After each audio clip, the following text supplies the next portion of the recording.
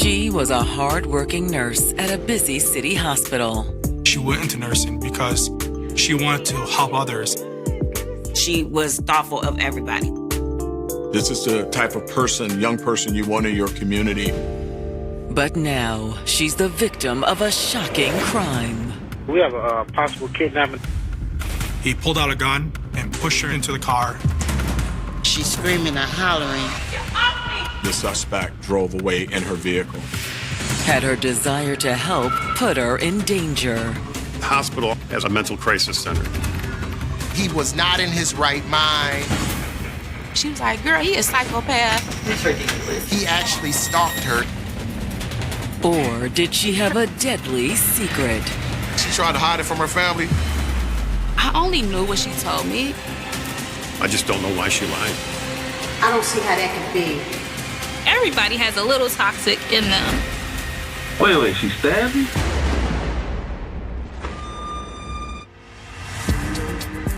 May 13th, 2023. It's Mother's Day weekend in Detroit, Michigan, America's Motor City. Detroit is a very unique town. There's just a great energy that's going on in the city of Detroit. It's just a wonderful place to be. And at 7:30 this Saturday morning, it's shift change at one of the city's largest hospitals when nurse Colleen Michaels spots her coworker Patrice Wilson heading toward her car. She left work at her normal time, the normal doors that she exit. She was walking out after her shift, going to her car, and that's when things went horribly wrong. As Patrice heads to her SUV, her coworker notices someone approaching. It's pretty commonplace to see people hanging around out there. The hospital also has a mental crisis center, and people are released from those doors at all hours of the day. Visitors are constantly coming and going, checking on their sick family and friends. But as Patrice gets to her car, the person runs up to the driver's side door and forces Patrice inside. What in the world? It looks like they're struggling inside the vehicle. It's very clear there was some type of physical altercation going on. Then, as she looks on in horror, Patrice's coworker hears an unmistakable sound. Oh my God! The suspect at that point drove away in her vehicle. And Patrice is still inside the car. Security! We need some help over here! Patrice Wilson's early life had been touched by tragedy more than once. When Patrice was 9 years old, her older brother was hit by a car while riding his bicycle, and he ended up dying from his injuries. She spent a lot of time with her brother. He took her everywhere he went. Those two right there were really close. Not long after that, she also lost her father. I asked her a lot of times, you want me to get you some counseling? She used to be like, oh, no, Ma, I'm okay. Instead, Patrice chose to lose herself in her schoolwork. I think that's how she dealt with her grief, from her dad and her brother diving into her books. I never had to tell her to do her homework. She always took a nap when she came home first, and then she's like, I'm gonna get up and go do my homework. She excelled all through high school. No matter who she met, she always left a good impression. From middle school on, she was always such a good vibe and never had any issues with anybody. Everyone just talked about how much of a loving, caring person she was. And she decided to make caring a career. After she graduated from high school, she went on to Oakland University College. She excelled in science. And I'm like, you can do it. You have that in you. She went on to work as hard as possible to be a nurse because she said, if I can help anybody else, that's what I'm going to do. In college, Patrice met the man who would be the father of her child. Patrice got pregnant in her last year of college, and as a parent, I was kind of upset about it because I didn't want that life for her. I wanted her to experience life and then have children. She wasn't looking to be a mother. However, once it happened, she said, I have to do what I have to do to be the best mother I can be. Patrice was committed to raising her child, but she wasn't gonna let that keep her from becoming a nurse. She kept studying, even in the hospital, with the baby on the way. I saw those books and I was thinking to myself, she was not playing, she was serious. As soon as she pushed that baby out, the final was due. She actually took her final exam from her hospital bed after she had gave birth. Once she got her nursing degree, Patrice had everything she'd been wanting. Almost. Patrice's relationship with her son's father, unfortunately, they didn't work out. They decided to go their separate ways. Patrice devoted herself to raising her son. As a mother, she was the one to do it all. There wasn't anything that was out of her reach when it came to her son. Her and her son had a bond that was unbreakable. And her career as a nurse was taking off. Patrice was a nurse on one of the busiest shifts, a night shift, where everything happens, and at a hospital that is arguably one of the busiest, if not the busiest, in our city. Patrice did many different roles. She worked in the ICU, she did med-surg, she was a correctional nurse. But there was still something lacking in her life. Patrice had made a life for herself, but she really wanted someone to share that life with. She was looking for love. She needed to feel like love from a man wholeheartedly. And she found it with 36-year-old Jameer Miller. Patrice and him met through mutual friend. Patrice likes to dance. And her friend posted her on her Instagram. And he slid in the friend DM and said, "Hey, who is that?" Then, tipped off by her friend, Jameer reached out to Patrice. And it grew into a full-blown relationship. They would just have a good time together. I'll see you tomorrow. But now, the day before Mother's Day, something has gone horribly wrong. What in the world? A coworker just witnessed a man force his way into Patrice's car and drive away. That was just crazy, and it's unbelievable. Worse, the coworker heard what she believed to be gunshots. Colleen rushes to alert hospital security, but it's too late. Patrice, her car, and the suspect have all vanished. Detroit 911, what is your emergency? We have a possible kidnapping. 29-year-old single mother Patrice Wilson had turned her heartache into hope. Patrice had lost her father and brother when she was a child. The double tragedy had inspired her to become a nurse. She was a good nurse. She was compassionate. She loved what she did. And she had recently found new love with 36-year-old Jameer Miller. Everything was going right for her. But now, after a brazen abduction outside the hospital where she works, Patrice's future hangs in the balance. One of Patrice's coworkers had seen a strange person in the parking lot. They forced their way into the car and after hearing gunshots, drove off with her. Patrice's coworker alerted hospital security, who contacted the police. We have a possible kidnapping. Everyone was in shock. How did something like this happen outside a hospital?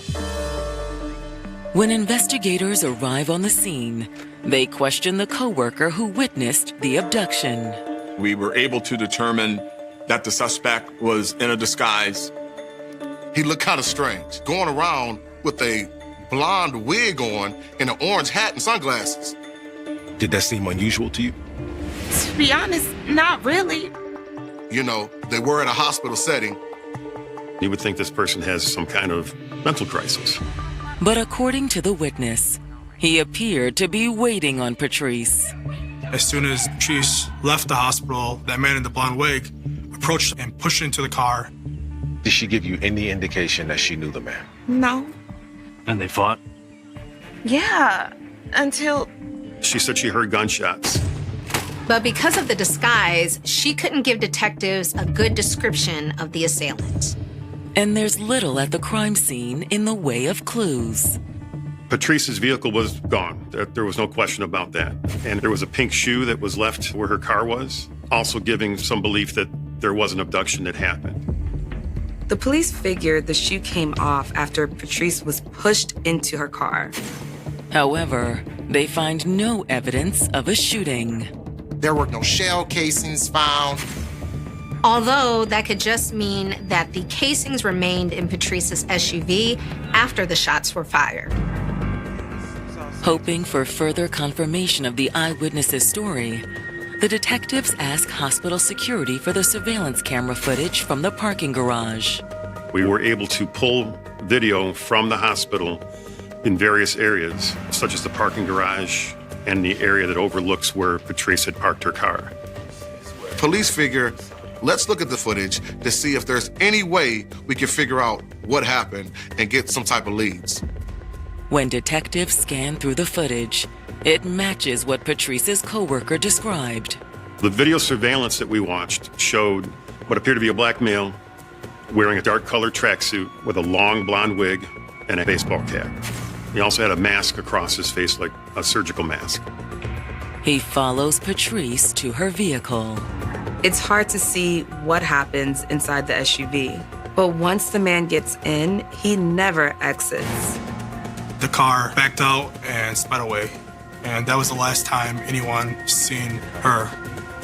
We didn't know initially what we had. We didn't know if this was a kidnapping and abduction or a kidnapping from a carjacking. So all of those things were in play. In any case, the detective's first priority is finding Patrice. The police issue a be on the lookout for Patrice and her vehicle. Detectives were trying to find this SUV and trying to get any type of leads to where it could be going.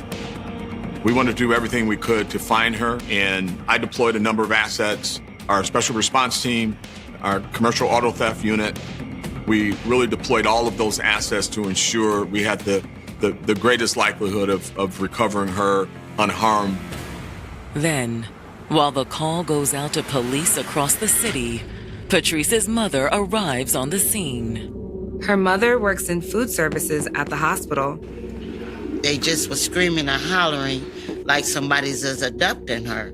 So I ran out of the kitchen from the hospital up to security. They said Patrice has been kidnapped. Look, that's what we think happened. We're not sure. Oh, my God. It's okay, it's okay. At this point, she is totally terrified, and she just hopes that Patrice is okay. Everybody was trying to figure it out, trying to find her car. It's okay, it's okay. Do you know anyone who would want to harm your daughter? No, everybody loves her. Although she says there is one person who might be angry with Patrice. She did just break up with her boyfriend. She had just had enough? Are those from Jameer? He was abusive. He was possessive. Detectives investigating the abduction of Patrice Wilson from the parking lot outside the hospital where she worked have learned that the 29-year-old nurse recently broke up with her boyfriend, Jameer Miller. How long ago was that? It was a couple weeks ago. Do you know why? No, not exactly, but Patrice tried to hide from her family the situation she had with Jameer. I only knew what she told me and what she put on social media. So outside looking in, they was good. I didn't see nothing. No red flags. But as the relationship soured, the facade fell. As much as she tried to hide it from her family, they figured something was going on between the two. I thought the relationship was just toxic, honestly. I mean, everybody has a little toxic in them. But he was possessive. The going back and forth and the fussing and the arguing, that's not healthy. It's not a healthy relationship at all. Eventually, Patrice had had enough. She got to a point where she was pulling away. and she was ready to get out of it and move on. But Jameer couldn't accept that. She was having trouble breaking it off with Miller. He wouldn't let go. While she was trying to leave him, that's when the persistence started. He kept calling her, kept bringing her flowers, trying to cut her grass. And when the gifts and flowers didn't work, Jameer tried a different approach. He would do strange things. He would steal her license plate off her car. He'd come over there, try to take the Ring camera off. I didn't understand. I told her, what's the purpose behind this? What's the goal? Patrice didn't understand either, but she wasn't worried. She that don't mean nothing. None of this scares me. She wrote off Jameer's actions as essentially harmless. But it didn't go much further than that, I didn't think. Of course you're going to send me flowers, because we're not talking. Of course you're going to take my license plate off because you want me to contact you to get my license plate back. Of course you're going to drive past my job because you want to see if I'm at work, if I'm not out with somebody else. And she was very calm. She was just that don't faze me, really. Only now that Patrice has apparently been abducted outside her workplace, the detectives suspect she may have been wrong. The first person of interest is the ex. But detectives' first priority is finding Patrice. And her mother may have an idea. She was able to give us some real-time information on where Patrice could possibly be located. Apparently, Patrice and some of her friends had an app that shared the location of each other's phones. Great, can you access that? I can't, but my niece can. When I answered the phone, my aunt was look at Patrice's location. That crazy guy just kidnapped her from work. What do you mean she's missing? Patrice's cousin checks the app. The last location that was pinged was a car wash in Garden City. Detectives rush to the location shown on the app. I went there myself with my partner, but there was nothing going on. Her car wasn't there. But it's not entirely a dead end. I went and talked to the car wash owner. I described the vehicle to him, and he says, yeah, there's a guy over there vacuuming out the SUV. The detectives have just missed him. We pulled video surveillance, and you could see him clear as day getting change for the vacuums. You can see him cleaning it out. The detectives assume it's the kidnapper. In the video, the person was not wearing the same thing as the person who abducted her. He had shorts on and a t-shirt. He's no longer wearing the mask and wig either. But the video still doesn't give the police a clear view of the suspect's face. But the fact that they can't identify the suspect isn't the most disappointing thing about the video. Because detectives can only think of one reason for the suspect to be cleaning Patrice's car. Something that happened other than just an abduction. This was a homicide. The search for Patrice Wilson has led detectives to a car wash in suburban Detroit. She was abducted a few hours earlier from the parking lot of the hospital where she works. There's no sign of Patrice, but the detectives do recover video of someone, presumably the assailant, cleaning out the interior of her stolen SUV. At that point, the detectives determine that they are no longer investigating a kidnapping. Until we saw the video from the car wash, we were hopeful in finding Patrice alive. The detectives figured the suspect was trying to clean blood or other incriminating evidence out of the vehicle. However, while hope of finding Patrice alive is fading, the detectives do have another lead on her whereabouts. Her mom just sent us another text with location. Oh, great. Okay. Hey, can you email us this footage? We found out that her phone was in Inkster, went out there to search for her.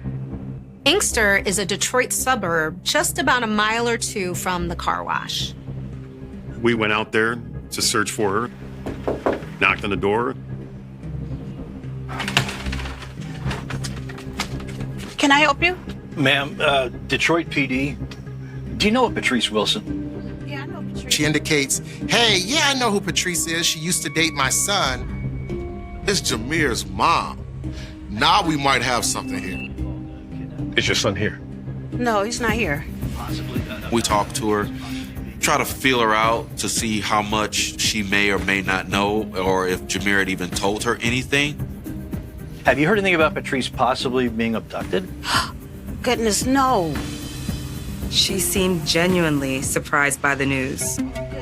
But when detectives start asking questions about her son, her attitude changes. Jameer Miller's mother was not cooperative. When you're talking with the parent of a suspect, they are always going to be very guarded, and there's only so much you're going to get. She would give some information, but not enough to actually help us. When was the last time that your son saw Patrice? I don't know. I have no way of knowing that.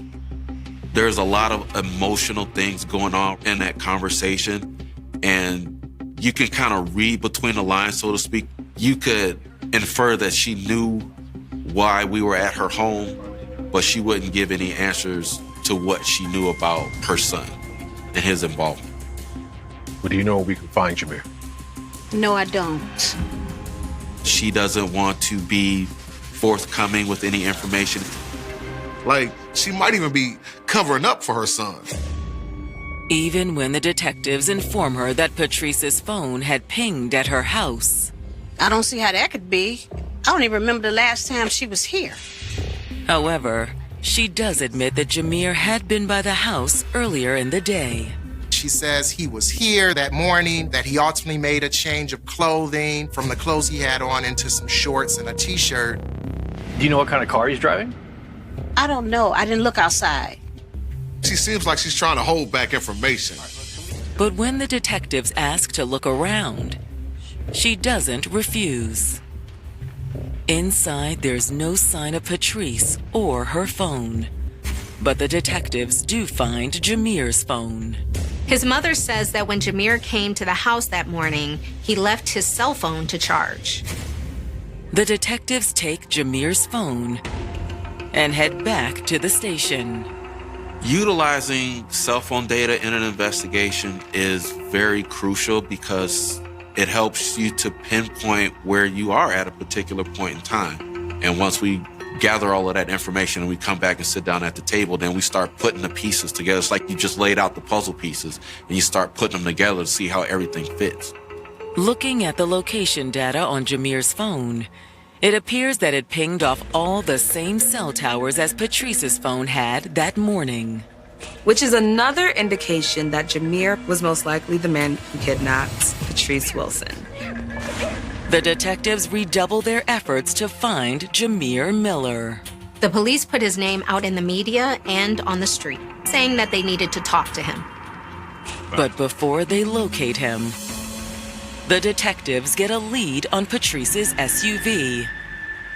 Police in the Detroit suburb of Novi spot the SUV parked at an apartment complex. When cops first saw the car there, they watched it for a few hours. They wanted to see if the suspect was going to come back to the car. They stayed on it for a couple hours. There was no movement at all. When no one showed up, they approached the car. And as they get closer, they realize it isn't empty. There was somebody in the back of the vehicle. Patrice's remains had been located. Investigating the attack on Patrice Wilson outside the Detroit hospital where she worked, had already suspected they were dealing with more than just a carjacking and abduction. We knew going in that it could be a homicide. We knew that she was in great danger, and witnesses provided us information along the lines of hearing a gunshot. So when you put all those things together, unfortunately, you know that you are likely going to be dealing with an extraordinarily tragic event. And now the police know for certain. A patrol officer in the Detroit suburb of Novi has found a woman's body in the back of Patrice's SUV. That's when the investigation transitioned into a homicide investigation. The initial goal was to try to recover her unharmed, but unfortunately, that was not what occurred. When homicide detectives arrive at the scene, they quickly determine how she died. Patrice's body had suffered at least 3 or 4 gunshot wounds. They were all to the torso. It looks like 2 additional shots grazed her right wrist and her thigh. The witness at the hospital who said she heard a couple of gunshots, that tells me that she was most likely killed instantly. And despite the video of the killer attempting to clean out Patrice's SUV at the car wash, The passenger floorboards were soaked with blood. Based on how the vehicle looked, where the blood pooled and where the blood was, he threw her over into the passenger side and drove away. But who was the man who abducted and killed her? After the body was turned over to the medical examiner, crime scene techs started processing the car for clues to identify the killer. Police know that whoever did this is a danger to the community, and they have to be taken off the streets. While CSI processes Patrice's car, the detectives contact the family with the news that she's dead. They came to the house. They didn't give me a phone call. I was sitting at my house with my family, and the detectives came and told us that they found her. He was like, she's dead. I never cried as many tears in my life. I would really wish we could have brought her home alive, but we were not able to do that. But if there's any positive to take away from that is that we were able to recover her, to return her home to her loving family so that they could start the closure and the grieving process. Then, after speaking to Patrice's family, the detectives dig deeper into her ex, Jameer Miller. We executed a search warrant at Jameer Miller's mother's house, and we recovered some very crucial pieces of evidence. One of my sergeants was in the backyard next to the garage, and he notices Patrice's bag. It's a bag that she carries her headphones and wallet and things like that. But that isn't all that the detectives find. There was some blood stains behind the house, like he had taken the body out, placed it on the ground. Right then, I knew that what he did was, after the initial abduction and shooting, he threw her behind that garage to go to the car wash to clean it out. So her body sat there for several hours. And at some point, he came back and picked her up, and that's when he dumped the vehicle in Novi. Inside the house, detectives find clothing that matches what the killer was wearing in the security video. We ended up finding in the room that he occupied the track suit that had some blood on it. And they find his sneakers, which has blood on them. It's enough for the detectives. So at the time, they really knew the main suspect was her ex-boyfriend, Jameer Miller.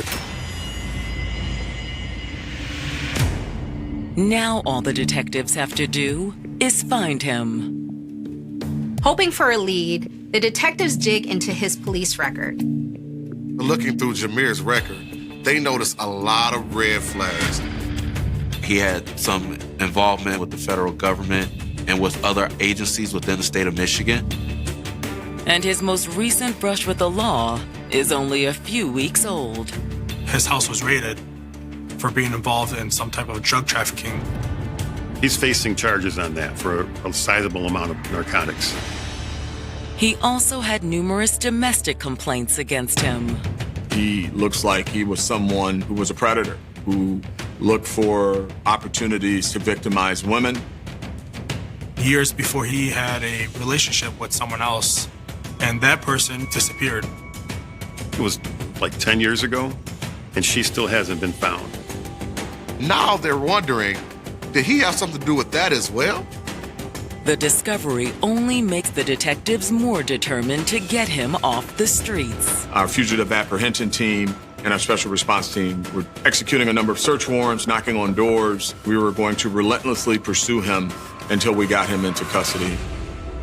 But it's as if they're pursuing a phantom. No one heard from him, seen him, or talked to him after the abduction. Until, after days of fruitless searching, he simply walks into the Detroit Police Department and asks to speak to the detectives. He says, I heard y'all was looking for me. To walk in is very odd and very strange. Normally, if someone had committed a crime, a murder particularly, they would flee, they would run. As soon as they're notified that he's out front, Sergeant McIntyre escorts Jameer into an interview room. This was the person I was responsible for Patrice's death. I was very confident we had the right person. But Jameer says it's all a big misunderstanding. My face is everywhere on the news. Why is your face on the news? They trying to say allegedly I did something to my ex-girlfriend. He knows what's going on. People are calling him, letting him know that the police are looking for him. Which, according to Jameer, is why he came forward. I ain't had nothing to run for, nothing to hide, none of that. None. He basically was saying he had nothing to do with it. He had no involvement. When was the last time you saw her? Patrice? Yeah. It had to be like April 30th. I dropped some flowers off at her house. He was playing it cool. We literally haven't been together, had sex or anything since the end of April. So did it end on a good note? Yeah. But while Jameer claims that the split was amicable, the detective isn't buying it. Y'all have any domestic issues? Jameer admitted that he and Patrice had a very turbulent relationship, but he insisted he was never violent or abusive. He would never want to hurt her. However, Jameer doesn't say the same about Patrice. She stabbed me before. Jameer Miller has come in to talk with detectives about the abduction and murder of his ex-girlfriend, Patrice Wilson. But he denies having anything to do with her death. Jameer claimed that the only violence in their relationship came from Patrice, not him. He had made mention that Patrice had stabbed him. Wait, she stabbed you? Yeah. The police are totally surprised. Why'd she stab you? She's crazy too. She crazy. But according to Jameer, he never retaliated when Patrice turned violent. So you ain't never wanted to hurt her or nothing like that? Hurt her? Yeah. Hell no. What? The detective isn't buying it, but still, he plays the game. I mean, flat out, did you kill her? I mean, straight up, right? You gotta ask. No. Sometimes when you're talking to a subject, it's like a chess match because they don't particularly know how much you know. Until the detective decides it's time to tip his hand. So the hospital video sees her being attacked, forced in her car, and the car drive off. Right? Then her car go by your mama's house. Her car went by my mama's house. Uh-huh. The detectives actually say, hey, wait a minute, we have clothing from your mother's home. We have evidence that both of your phones were in the same locations at the same time. The police are showing all the evidence to Jameer. So how we getting around that? Gotta ask my lawyer. I'm asking you. Gotta ask my lawyer. He shuts down and he says, I don't want to give any more information. When a person says, I want my lawyer, we just end it. After the interview, Jameer is booked into the Wayne County Jail. He was charged with murder, premeditated murder, kidnapping, and a slew of other charges. While he's in jail, the detectives monitor his calls. I'm listening to jail calls, the calls he's making to his mother and anybody else. In one call, he is mad with his mother because we found stuff at his house, found evidence at his house. Jameer gets upset with her because she didn't dispose of certain items. He expressed to her, I told you to get rid of that stuff. You had 5 hours and you couldn't do that. The phone call with his mother becomes a critical piece of evidence at Jameer's preliminary hearing. When that was played at the preliminary, he put his head in his hands like he knew it was done, that he was cooked. The police lay out all this evidence, and as much as he tried to deny it, he realizes this is not looking good. Soon after, his attorneys approach the prosecution and come to an agreement. He accepts a plea deal for second-degree murder if they drop all the other charges. The prosecutor did the deal because what it does is it spares the family of having to relive what happened to Patrice. Me going through seeing my child in the trunk, pictures, the trial would have took me overboard. I definitely supported her mom in the decision not to go through the trial because once you see something, you can't unsee it. A trial also carries risks that the family isn't willing to take. At the end of the day, nothing is certain. You have 12 people sitting in a jury box, and it only takes one to say, you know what? I don't think you did it. And if the defendant wants to take the plea agreement and own up to what he did, and it's a decent amount of time for what they've done, I'm okay with that. It's guaranteed time. But as part of the deal, Jameer provides a statement explaining why he'd gone to the hospital that day. Jameer is saying that he went to Patrice because she owed him money, and that was the only way he'd get his money back for talking to her. He says there was an argument and it turned into a struggle. But according to Jameer, he never meant to kill Patrice. He got startled and the gun went off. Jameer even claims that he tried to save her. Oh, God, Patrice, what do I do? What do I do? Put pressure right here. Jameer said Patrice tried to help him stop the bleeding. Unfortunately, he couldn't. And once he realized she was dead, he panicked. Jameer said all he could think to do was to try to cover up what happened. But police and prosecutors doubt his story. You could tell in the text messages between the two of them, he was very abusive. He's always apologizing for something he did. It was a very toxic relationship, and she decided she had had enough and she wanted to be done with him. It triggered him. It completely triggered him. He's just the type to not let go. He didn't like the rejection. And if he couldn't have Patrice, no one could. According to the prosecutors, that's the real reason he'd gone to the hospital that morning. He picked up a weapon, he went to a location, he grabbed a costume, he lied in wait. What he did and how he went about doing it, he had every intentions on getting away with it. Jameer, stop! We believe that she was shot right away. This was no accident. Jameer meant to kill her. And because of that, he's going to prison for a long time.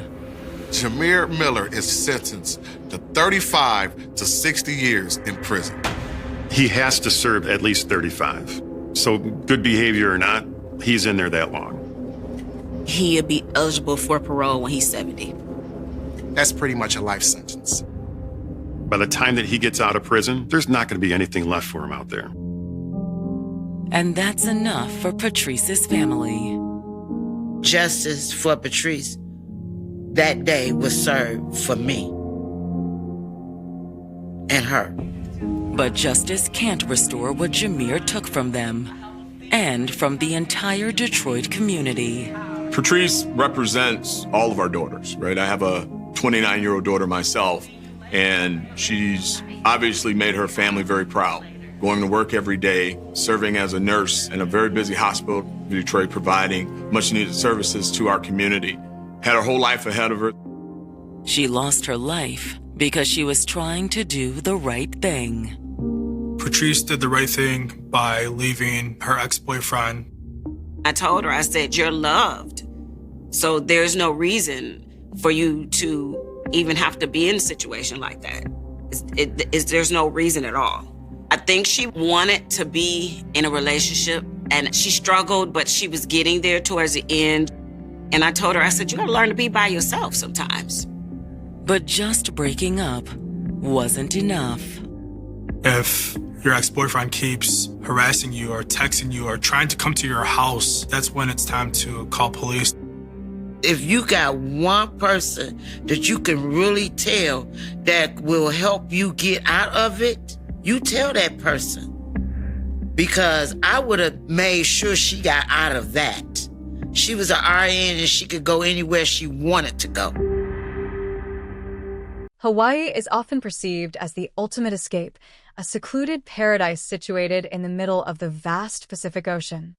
For millions of tourists, the island of Oahu, with its vibrant capital city of Honolulu, represents tranquility endless sunshine, and a beautiful refuge from the harsh, cold realities of the mainland. But islands possess a dual, often contradictory nature. While the ocean provides a scenic and breathtaking boundary, it also creates an inescapable confinement. When a violent predator walks among the swaying palm trees and the pristine beaches, the paradise rapidly transforms into a locked room. There is nowhere to run, and the geographical isolation that once felt comforting and exclusive suddenly becomes deeply suffocating. In the early months of 1986, this terrifying reality was slowly beginning to take shape in Honolulu, though the vast majority of the island's residents were completely oblivious to the dark shadow steadily growing in their midst. This was a specific era, a time just before the widespread, suffocating panic that would eventually define the year for the island. The local authorities were already dealing with a disturbing and highly unusual anomaly. 2 young women had been brutally murdered in recent times, their cases sharing a dark, calculated, and unsettling similarity. Yet, the public consciousness had not quite grasped the terrifying magnitude of what was actually happening on their streets. The chilling term serial killer was not yet on the lips of the nightly news anchors in Hawaii, nor was it a topic of hushed conversations in local coffee shops. People still went about their daily lives, trusting completely in the inherent, historical safety of their island community. They left their doors unlocked, they walked home alone in the warm evening air, and they waited at isolated transit stations without a second thought. The authorities, perhaps wanting to prevent a mass public panic or perhaps still desperately trying to piece together the terrifying puzzle themselves, had not yet sounded the definitive, island-wide alarm. The island was existing in a fragile state of suspension, a beautiful calm before an unprecedented storm of fear. The killer, emboldened by the lack of public awareness and the sinister success of his horrific crimes, was still actively hunting in the open. It is strictly within this deceptive, sunny calm that we must examine the life of a young woman named Denise Hughes. To genuinely understand the profound tragedy of this unsolved case, it is absolutely essential to understand who Denise was and, more importantly, who she was not. At 21 years old, Denise represented the very essence of a quiet, unassuming, and peaceful life. She was not a risk-taker in any sense of the word. She did not inhabit the dark, dangerous corners of the city nightlife, nor did she engage in any behaviors that behavioral experts often coldly categorize as high risk. Denise was, by all accounts provided by those who knew her intimately, a young woman of profound gentleness and unwavering responsibility. Her life was a clear testament to simplicity and dedication, revolving entirely around her honest work, her deep faith, and her close-knit community. Denise was employed as a secretary at a local telephone company in Honolulu. In 1986, this was a steady, highly respectable position that strictly required punctuality, organization, and a deeply reliable nature. Her colleagues knew her as a diligent, quiet worker, someone who took her daily responsibilities seriously and approached her assigned tasks with a hardworking, positive demeanor. She was the exact kind of employee who formed the reliable backbone of a corporate office, present every single day, consistent in her mood, and totally dedicated to her role. Her daily commute was a perfect reflection of her highly practical lifestyle. Every day, Denise relied on the Honolulu public transit system, taking the bus to and from her workplace. This mundane, everyday routine, shared by thousands of other working-class residents, was a defining symbol of her ordinary life. Waiting at a bus stop, boarding the heavy vehicle, and traveling through the familiar, sun-drenched streets of Oahu was a daily ritual that held absolutely no inherent fear for her. It was simply how she navigated her world, a world she deeply trusted to be safe and predictable. Beyond her structured professional life, Denise found her true purpose and a supportive community within her faith. She was an active, highly dedicated participant in her local Christian church. The people who worshipped alongside her described her with words that painted a vivid picture of absolute innocence. She was gentle, she was exceedingly kind, and she possessed a radiant, positive spirit that naturally touched those around her. This unwavering dedication to her faith further insulated her from the darker, more cynical elements of society. Her social circles were meticulously safe, her chosen activities were wholesome, and her entire environment was firmly built on a solid foundation of moral support and mutual community care. When examining the backgrounds of victims in violent, unsolved crimes, investigators always look for potential vulnerabilities, a history of interpersonal conflict, or any obscure connection to the criminal underworld. In the case of Denise Hughes, the seasoned investigators found absolutely nothing. Her record was completely clean and entirely spotless. She had absolutely no criminal history, no associations with illicit activities, and no known enemies anywhere on the island. There were no hidden double lives, no reckless financial habits, and no dangerous romantic associations. Denise was exactly who she appeared to be, a young, highly responsible, faith-driven woman living a quiet, exemplary life in Honolulu. This absolute, total absence of risk factors is exactly what makes her subsequent, horrific fate so chilling. It completely shatters the comforting psychological illusion that violent crime only happens to those who invite it or those who stray from the illuminated path of safety. Denise did absolutely everything right. She lived safely, she worked hard, and she cared deeply for her community. Yet, she became the target of a monstrous, calculating violence that she could not possibly have anticipated in her worst nightmares. The stark juxtaposition between Denise's pure, routine-driven life and the creeping, invisible darkness of the Honolulu Strangler is the tragic core of this narrative.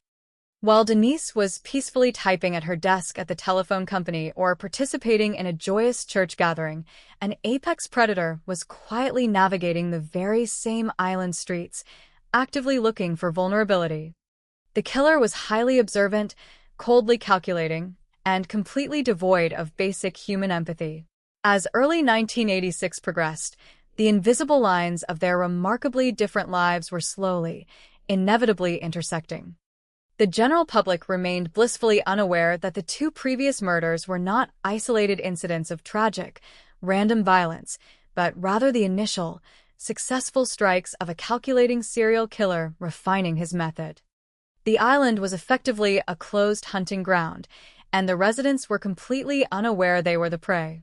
The daily reliance on public transportation, which was a fundamental cornerstone of Denise's independence and her strict daily routine, was also a specific vulnerability that the killer was acutely aware of. Bus stops, particularly those that were dimly lit, isolated, or located near transitional zones, are inherently vulnerable spaces. They're places where individuals must wait, often completely alone, making them stationary targets for anyone watching from the shadows. For a responsible young woman like Denise, waiting for a bus was a mundane, unavoidable necessity of working life. For the unseen, observing killer, a solitary woman at a transit point was a golden opportunity. The tragic, bitter irony is that the very normalcy of Denise's routine, her incredibly predictable path between her safe work environment and her home, placed her directly in the environment that the killer was actively monitoring and exploiting. As the month of January in 1986 slowly drew to a close, the atmosphere in Honolulu remained deceptively, stubbornly normal. The sun still shone brightly over the famous stretch of Waikiki. Tourists continued to flock enthusiastically to the beaches, and local residents went about their daily business, without a second glance over their shoulders. But underneath this perfect, postcard-ready exterior, the tension among local law enforcement was building to a breaking point. They inherently knew a monster was out there, operating within their jurisdiction, but they did not have a face, they did not have a name, and they did not have a clear pattern beyond the horrifying state in which he left his victims. They were operating completely in the dark, desperately trying to find a hidden connection, a trace of evidence, or a critical mistake that the killer might have made in his arrogance. Meanwhile, the killer was moving with chilling impunity, blending perfectly into the diverse fabric of the island, and quietly preparing to strike again. Denise Hughes was entirely unaware of the lethal danger that permeated the warm Hawaiian air. She had absolutely no reason to alter her reliable routine, no reason to fear the familiar bus stop, and no reason to suspect that her young life was in imminent peril. Her innocence was absolute and complete. She was a young woman with a bright future, a dedicated, valued employee, and a beloved, cherished member of her church community. Her existence was a beautiful testament to the quiet, peaceful normality of everyday life. It is exactly this profound normalcy that forces us to confront the true, unvarnished horror of a serial killer. The violence inflicted is not just a physical act against one person, it is a profound assault on the very concept of safety, community, and ordinary life for an entire population. The story of Denise Hughes is not merely a clinical recounting of a crime. It is a deep, painful exploration of the devastating collision between absolute, radiant innocence and absolute, calculating malice. It is a grim reminder that monsters do not always lurk exclusively in the shadows of dark urban alleys. Sometimes, they walk freely in the bright sunshine of a tropical paradise, patiently waiting for an ordinary person to simply go about their day. As we prepare to delve deeper into the specific events that unfolded at the very end of January 1986, we must carry with us the clear memory of who Denise was before the darkness violently took her. We must remember the 21-year-old secretary, the faithful churchgoer, the gentle soul who relied on the bus, and the young woman who deeply deserved a long, peaceful life on the island she called home.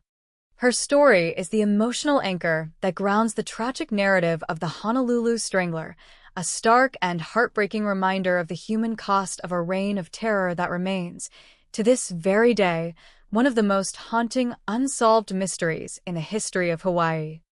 The geographic stage was set, the island was unknowingly vulnerable, and the predictable path of a pure, hardworking young woman was about to cross with a terror that no one could have ever foreseen.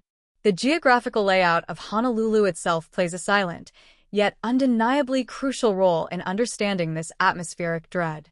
The city is essentially a vibrant strip of human civilization caught squarely between the towering, majestic ridges of the Ko'olau mountain range and the vast, open expanse of the Pacific Ocean. This unique topography creates a severe linear density.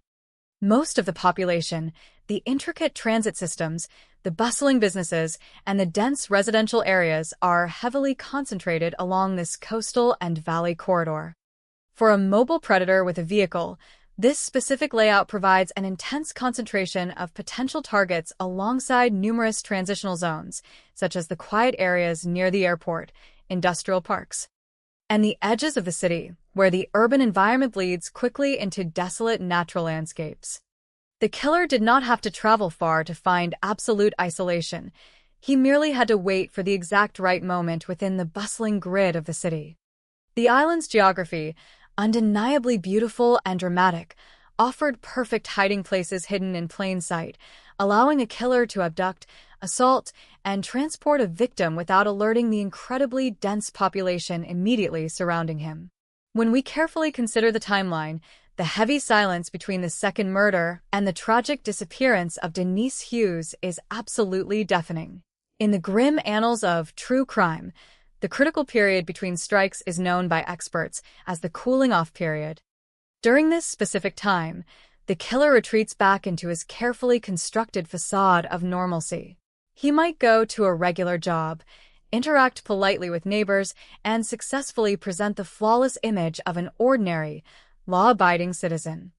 This terrifying, effective camouflage is precisely what allowed the Honolulu Strangler to exist freely and unnoticed among the very people he was hunting. While law enforcement quietly scrutinized the grim evidence from the first two crime scenes, desperately searching for the microscopic threads that might finally bind the cases together, the killer was likely experiencing the twisted gratification of his actions and meticulously planning his next move.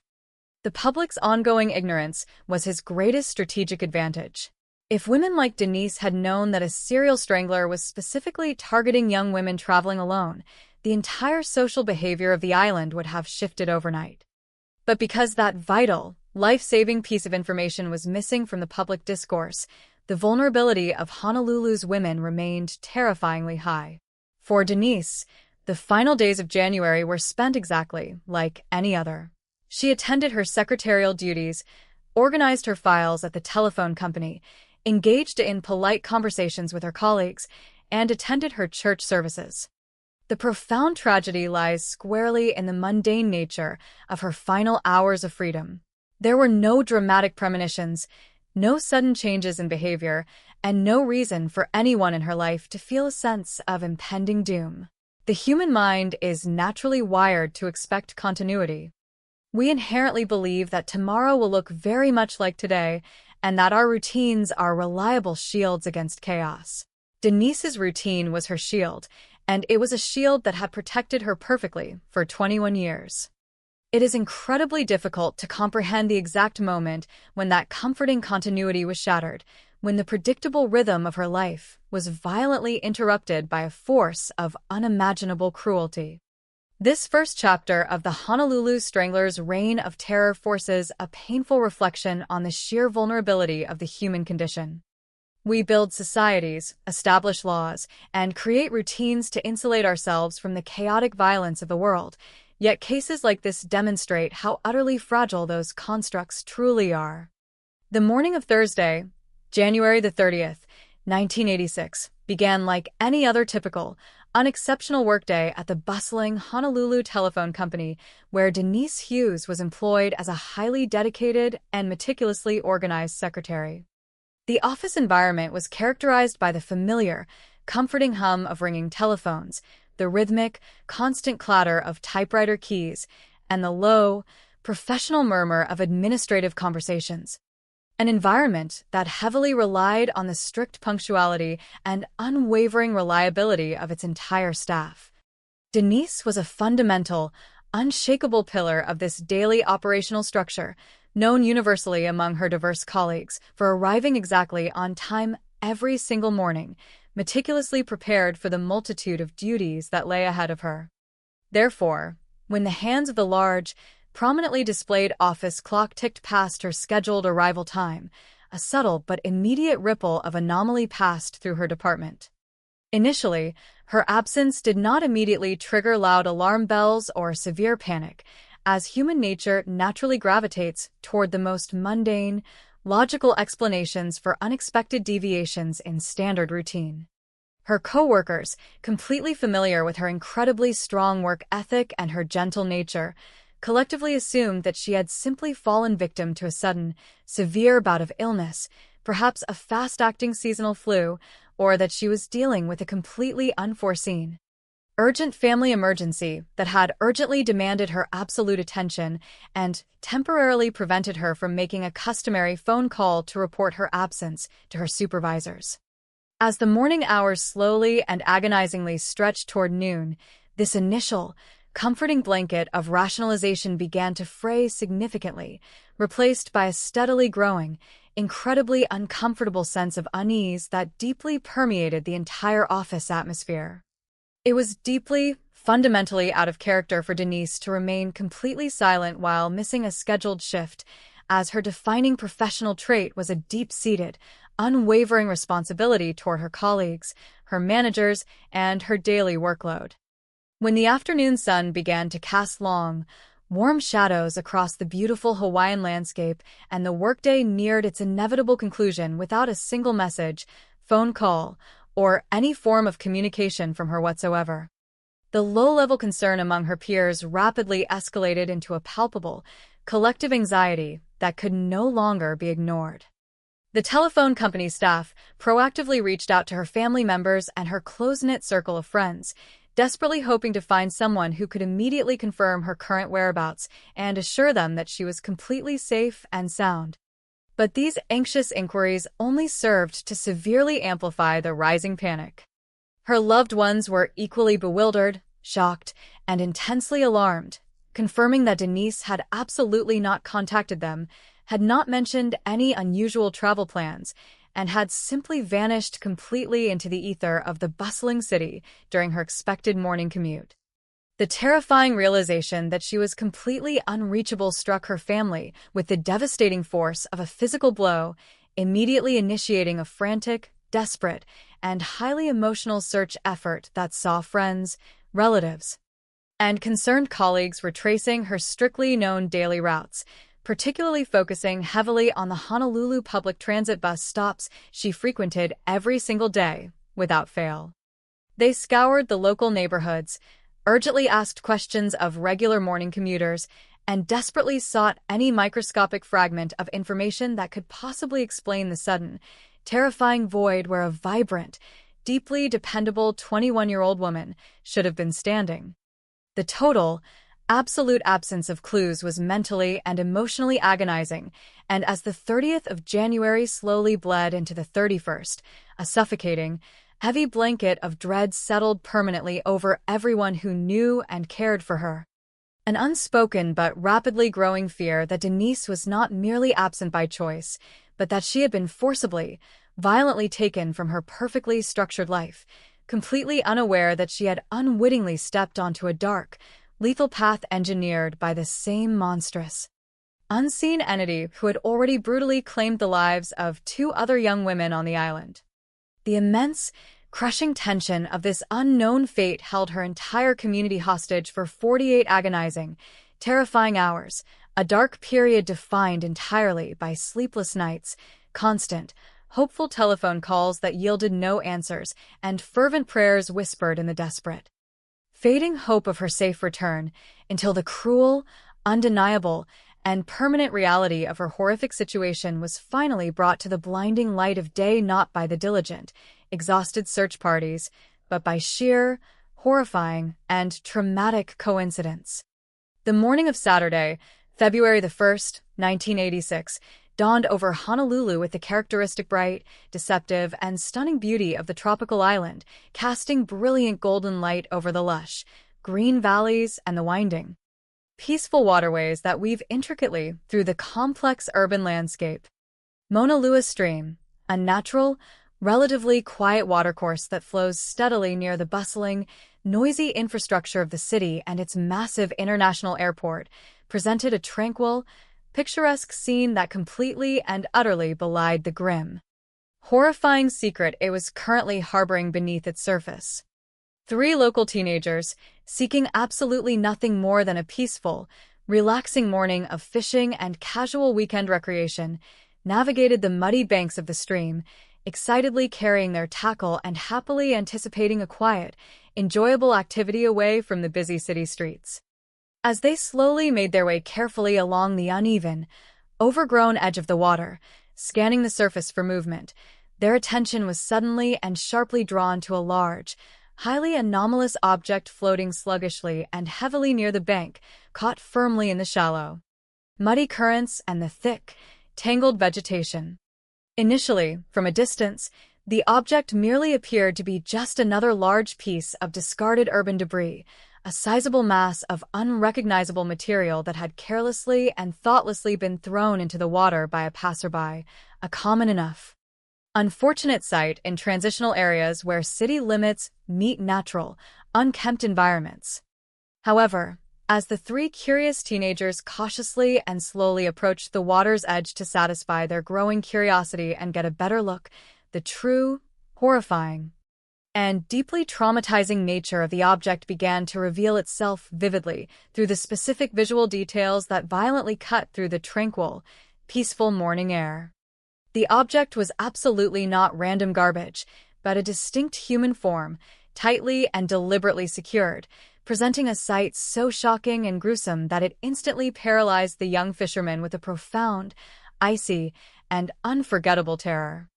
They realized with absolute, horrifying, and sickening certainty that they were looking directly at the deceased, bound body of a human being, prompting them to instantly abandon their fishing gear on the muddy ground and scramble wildly away from the bank in a state of absolute, blind panic to immediately locate a telephone and alert the local law enforcement authorities.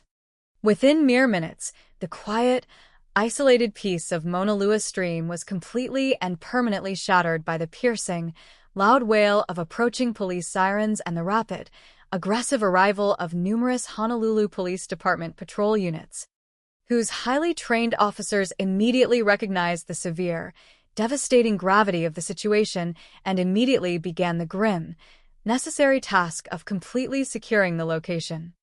Bright yellow police tape was quickly and extensively unspooled, cordoning off a massive, wide perimeter around the banks of the stream to meticulously preserve any potential, fragile forensic evidence. While seasoned detectives and specialized crime scene investigators rapidly descended upon the muddy, difficult terrain to begin their painstaking, heartbreaking, and incredibly crucial work. As the careful investigators meticulously retrieved the body from the murky water, the sheer, undeniable brutality and the coldly calculated nature of the crime became overwhelmingly and sickeningly apparent, revealing a deeply disturbing scene that would forever haunt the memories of every single law enforcement official who was present on that fateful day. The victim, who would very soon be positively and tragically identified as the deeply missed 21-year-old Denise Hughes, was found in a state of advanced decomposition, a grim, undeniable biological indicator that firmly established she had been deceased for a significant portion of the time she had been missing, strongly suggesting she was likely murdered very shortly after she vanished on her way to her secretarial job. She was remarkably still wearing a simple blue dress, a poignant, heartbreaking, and devastating reminder of the ordinary, mundane workday she had innocently dressed for but was violently never allowed to experience, a standard piece of clothing that now served as a tragic, soiled shroud in the muddy, unforgiving waters of the local stream. However, the absolutely most chilling and highly significant detail of the entire crime scene was not the dress itself, but the highly specific manner in which her lifeless body had been treated by her unknown killer, as she was found entirely and securely enveloped in a very large, heavy blue tarp. A deliberate, meticulously calculated effort to completely conceal her physical form and facilitate the secret transportation of her remains without drawing any unwanted attention.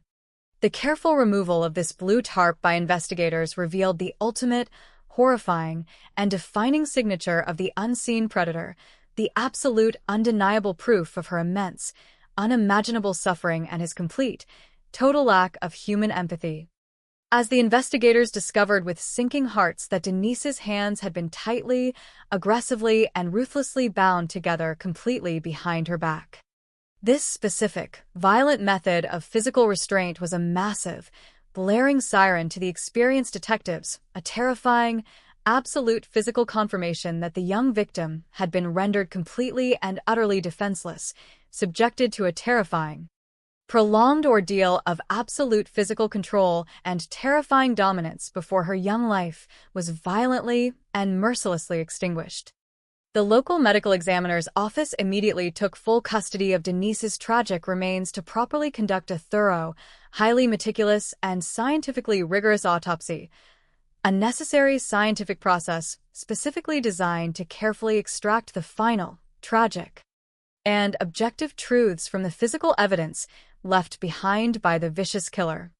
The subsequent, highly detailed autopsy report quickly delivered a series of devastating, concrete conclusions that perfectly and horrifyingly mirrored the absolute worst fears of the investigating detectives and, officially, permanently linked her tragic death to the rapidly growing nightmare that was slowly enveloping the once peaceful island.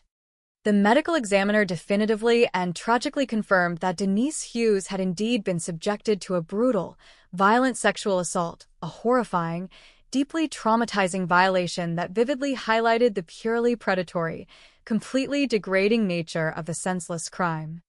Furthermore, the official, undisputed cause of death was explicitly determined to be violent strangulation, a deeply personal, incredibly intimate, and intensely violent method of murder that inherently requires immense physical force and a terrifying, unavoidable physical proximity between the attacker and the victim, reflecting a truly chilling level of pure malice and a total, absolute disregard for the value of human life. The meticulous forensic analysis of the specific bindings securely fastened on her wrists provided another absolutely crucial, utterly terrifying piece of the timeline. As the medical examiner confidently concluded that her hands had been securely tied behind her back either immediately prior to the lethal, violent act of strangulation, a move designed to maximize her sheer terror and completely remove any ability to fight back. or immediately after she was forcefully killed, strictly as a practical means of easily controlling the deceased body for hidden transport. Finally, the comprehensive autopsy results and the initial crime scene analysis at the water combined seamlessly to form a highly definitive, crucial geographical conclusion regarding the exact sequence of events, firmly determining that the muddy, overgrown banks of Mauna Lua Stream were absolutely not the primary crime scene where the horrific sexual assault and violent murder had actually taken place. The complete, total lack of any corresponding, necessary physical evidence at the stream's edge, combined expertly with the deliberate, careful wrapping of the body in the large blue tarp, led the seasoned investigators to the absolute, unshakable certainty that Denise had been suddenly abducted and violently killed at a completely separate, completely unknown interior location, and that her lifeless body was merely transported later to the stream to be unceremoniously, quickly dumped and hidden away from the world. This specific, horrifying realization that the unknown killer possessed a completely safe, perfectly hidden location to commit his unspeakable atrocities and possessed the logistical capability and sheer audacity to transport a bound, tarp-wrapped body completely through the busy city to a secondary disposal site near the airport instantly elevated the island's threat level to totally unprecedented, terrifying heights. It vividly demonstrated a deeply terrifying level of extreme organization, incredible spatial awareness, and incredibly cold-blooded, precise calculation, officially confirming beyond a shadow of a doubt that the individual entirely responsible for the tragic death of Denise Hughes was absolutely not a disorganized, easily caught, impulsive criminal, but a highly methodical, incredibly dangerous, and sophisticated serial predator who was successfully navigating the island without detection, turning the beautiful paradise of Honolulu into a meticulously managed, completely terrifying hunting ground.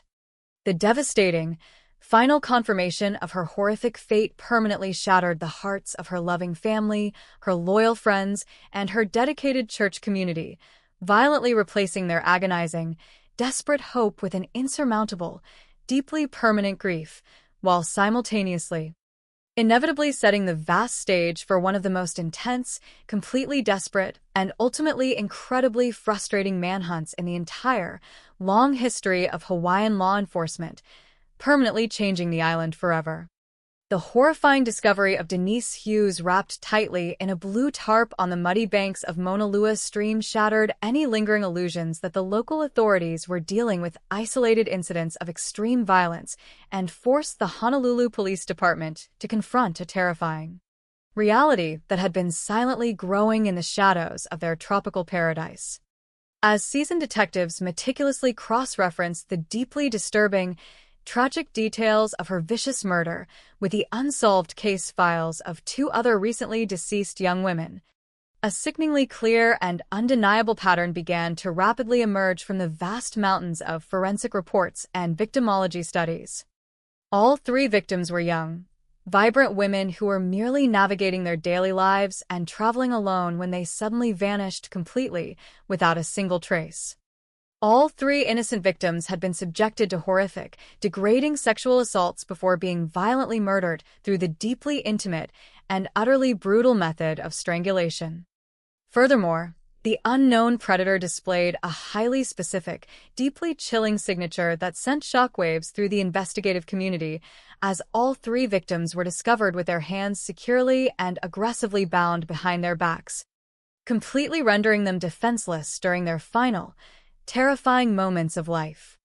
Additionally, the perpetrator consistently chose disposal sites located in specific, transitional geographical areas either directly adjacent to the bustling international airport or situated along the various winding waterways that intricately crisscross the dense urban landscape of Honolulu.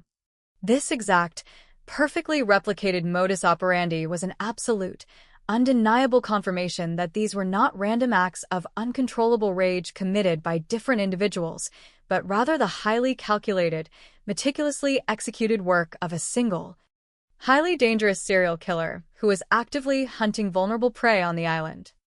The sheer gravity of this horrifying realization necessitated an immediate, massive escalation in the official law enforcement response, leading directly to a monumental turning point in the comprehensive investigation on February the 5th, 1986. Just mere days after Denise was tragically found. On this critical date, the local police department officially and publicly established a highly specialized, dedicated task force comprised entirely of 27 elite, hand-picked investigators whose sole overriding professional mission was to relentlessly track down and capture this unseen monster before he could inevitably strike again. Recognizing the completely unprecedented scale and the sheer psychological complexity of the terrifying threat they were facing, this newly formed local task force wisely and urgently sought the invaluable expertise and advanced resources of top-tier national law enforcement agencies. They proactively secured the crucial, extensive support of the Federal Bureau of Investigation, directly enlisting the highly specialized skills of seasoned psychological criminal profilers who were specifically trained to accurately decipher the hidden, twisted mental landscapes of serial predators based solely on the chaotic, brutal evidence left behind at multiple crime scenes. In a deeply strategic move designed to leverage the most relevant, contemporary investigative experience available in the entire country, the Honolulu authorities also collaborated closely with hardened, veteran detectives traveling all the way from Washington state. Professionals who were currently deeply immersed in their own desperate, massive manhunt for the notoriously elusive and incredibly prolific Green River Killer. This incredibly powerful, combined coalition of local knowledge and elite national expertise immediately began the arduous, highly complex task of painstakingly constructing a comprehensive psychological and behavioral profile of their completely unknown suspect. The behavioral science experts confidently concluded that the killer was undeniably a male individual who possessed a terrifyingly high degree of criminal organization, demonstrating an exceptional, chilling ability to meticulously plan his vicious attacks, forcefully control his terrified victims, and skillfully conceal any potential forensic evidence that could possibly lead to his identification. The profilers firmly deduced that this deeply disturbed individual was heavily reliant on the use of a private vehicle and possessed a highly intimate, completely comprehensive understanding of the complex road networks, the quiet industrial zones, and the various isolated areas immediately surrounding the Honolulu airport infrastructure, utilizing this specific geographical knowledge to completely mask his horrific activities. Furthermore, the resulting behavioral blueprint strongly suggested that the predator was highly opportunistic in his specific selection of targets, specifically and deliberately preying upon women who were entirely alone and temporarily vulnerable, particularly focusing his intense predatory attention on isolated public transportation transit hubs and quiet bus stops during the evening hours or early mornings. The experts theorized that he did not necessarily stalk his tragic victims for extended periods beforehand, but rather cruised the busy city streets continuously, patiently and coldly waiting for the exact perfect moment when a completely vulnerable target presented herself in a highly isolated, easily exploitable environment. As the chilling details of this psychological profile were gradually communicated to the desperate public in an urgent attempt to prevent further tragic loss of life, the collective atmosphere across the entire island of Oahu underwent a massive, profound, and absolutely terrifying transformation. The comforting, relaxed, and deeply trusting social fabric of Honolulu was completely and permanently shredded, instantly replaced by a suffocating, heavy blanket of extreme paranoia, deep suspicion, and a pervasive, utterly paralyzing fear that touched every single resident. Countless women across the island radically and immediately altered their entire daily routines, absolutely refusing under any circumstances to wait at public bus stops alone, particularly after the sun began to set over the Pacific Ocean. The simple, previously enjoyable act of taking a solitary evening walk through a familiar neighborhood suddenly became an unthinkable, highly dangerous risk, prompting women to completely restrict their nighttime movements and rigidly ensure they were always accompanied by trusted companions or traveling in large, highly secure groups. Local hardware stores and safety supply shops experienced an unprecedented, massive surge in demand as terrified residents frantically purchased thousands of loud personal panic alarms, legally permitted defensive sprays, and various other protective devices in a desperate, deeply psychological attempt to reclaim some small semblance of personal security and control over their own lives. Educational institutions, deeply concerned religious organizations, and massive corporate businesses across the city swiftly issued urgent, highly restrictive safety bulletins, strongly advising all female students, devoted congregation members, and hardworking employees to strictly avoid traveling completely alone, specifically highlighting the extreme, known dangers associated with navigating the isolated areas near the airport and any poorly lit, desolate roadways. However, despite the massive, unprecedented mobilization of the formidable 27-member task force, the heavy involvement of elite federal behavioral experts, and the extreme, island-wide state of high alert that had fundamentally changed the daily behavior of thousands of vigilant residents, the deeply arrogant and completely remorseless killer simply refused to halt his horrific reign of terror. The agonizing, desperate hope that the heightened public awareness and the massive police presence would successfully deter the predator was violently and permanently crushed just a few short months later when the sheer horror repeated itself with devastating, heartbreaking precision. A vibrant 25-year-old woman named Louise Medeiros vanished completely into the terrifying void shortly after safely disembarking from a commercial flight and stating her clear intention to simply take a public bus back to her peaceful home. The sickening, familiar cycle of agonizing uncertainty and frantic searching was completely renewed, culminating once again in the absolutely tragic, devastating discovery of her lifeless remains, confirming that she had suffered the exact same horrific, unimaginable fate as the others.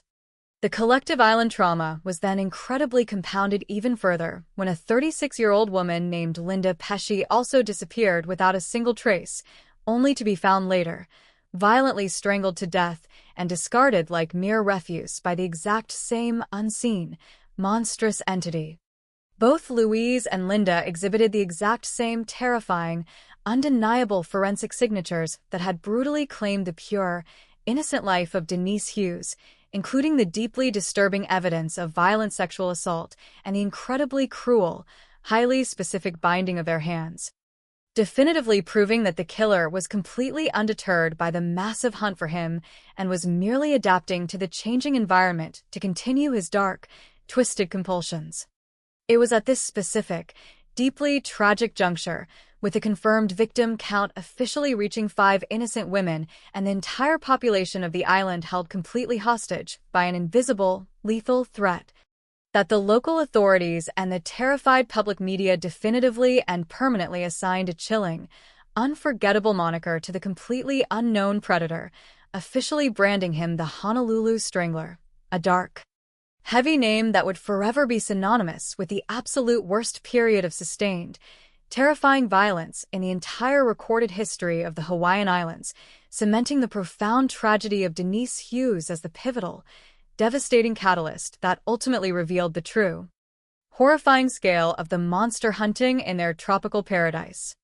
As the chilling reality of 5 connected murders settled heavily over the paralyzed island of Oahu, the immense, crushing pressure placed directly upon the shoulders of the 27-member Honolulu Police Department Special Task Force reached an unprecedented, almost unbearable intensity, transforming their daily operations into an incredibly desperate, high-stakes race against time to prevent yet another innocent woman from falling victim to the phantom predator successfully stalking their streets. The detectives were absolutely drowning in an overwhelming deluge of frantic citizen tips, deeply paranoid phone calls, and highly speculative theories from a terrified public that was desperately searching for any logical explanation to anchor their escalating fears. Forcing the exhausted investigators to meticulously and methodically sift through massive mountains of irrelevant information in the agonizing pursuit of a single, viable lead that could finally tear the mask off the elusive Honolulu Strangler. It was precisely within this incredibly chaotic, high-pressure environment of endless dead ends and frustrating false alarms that a highly significant, undeniable breakthrough finally appeared to materialize, bringing a specific individual directly into the intense, unforgiving spotlight of the official police investigation and providing the desperate task force with their absolute most promising, compelling suspect to date.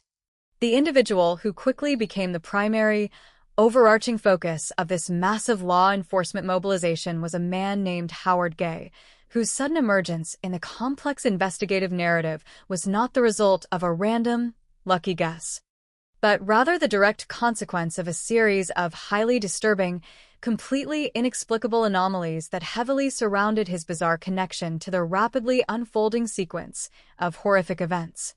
The initial, massive red flag that violently alerted the highly experienced detectives to Howard Gay was his shockingly accurate, highly unusual, and deeply suspicious possession of specific information regarding the precise geographical location of the final victim's tragically discarded body.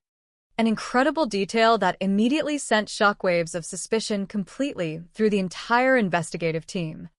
In the rigid, deeply analytical realm of complex homicide investigations, seasoned detectives firmly operate on the strict principle that certain highly sensitive, deeply gruesome details of a crime scene are inherently known only to the original perpetrator who committed the atrocious act and the specific law enforcement personnel who meticulously processed the grim location.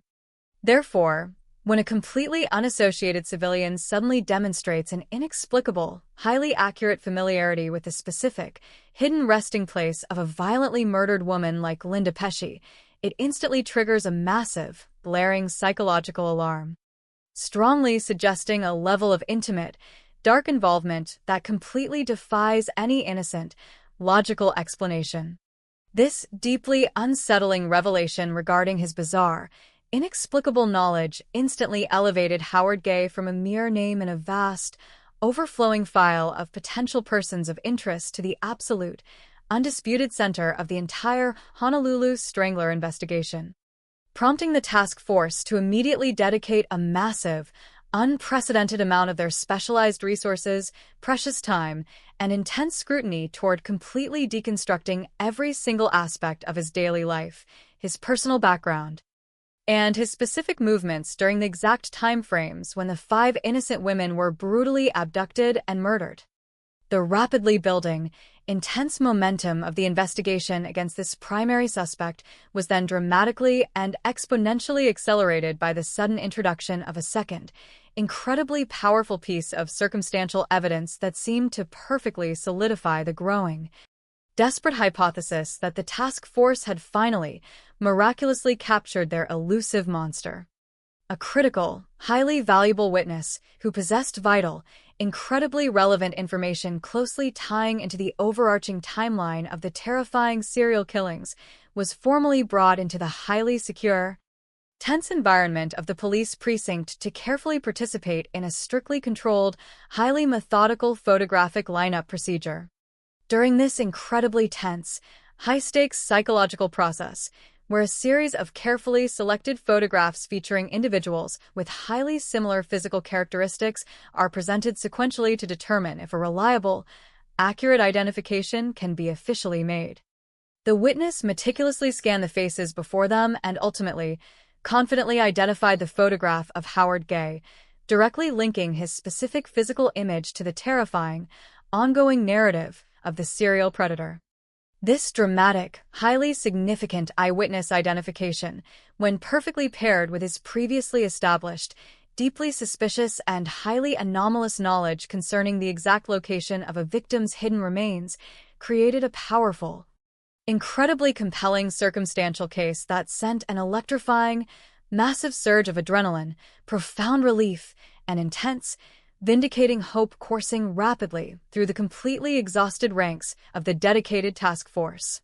The desperate detectives, who had spent countless, agonizing sleepless nights heavily haunted by the gruesome, tragic crime scene photographs of young women like the deeply innocent Denise Hughes, truly and deeply believed that they had finally reached the ultimate, victorious climax of their arduous, deeply traumatizing investigation.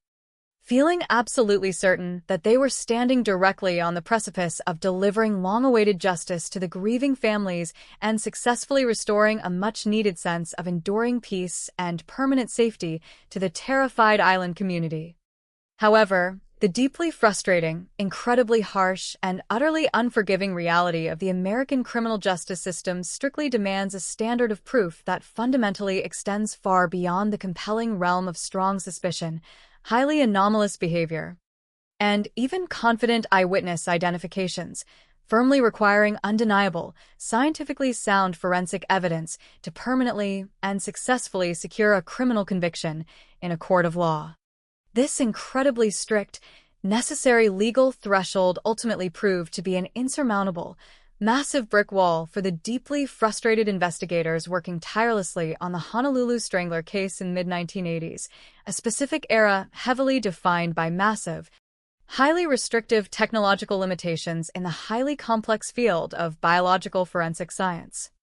Despite the overwhelming, incredibly strong circumstantial evidence continuously pointing directly and aggressively toward Howard Gay as the primary, most logical perpetrator of the 5 horrific murders, the specialized task force was utterly and completely unable to successfully produce the definitive, concrete physical evidence desperately required to legally and permanently tie him directly to the deeply tragic victims. The brilliant, highly dedicated crime scene investigators and specialized medical examiners faced massive, totally unavoidable environmental obstacles as the specific, cruel methods utilized by the cold-blooded killer to dispose of the innocent women essentially destroyed the precious, microscopic biological clues they so desperately needed to build a successful prosecution.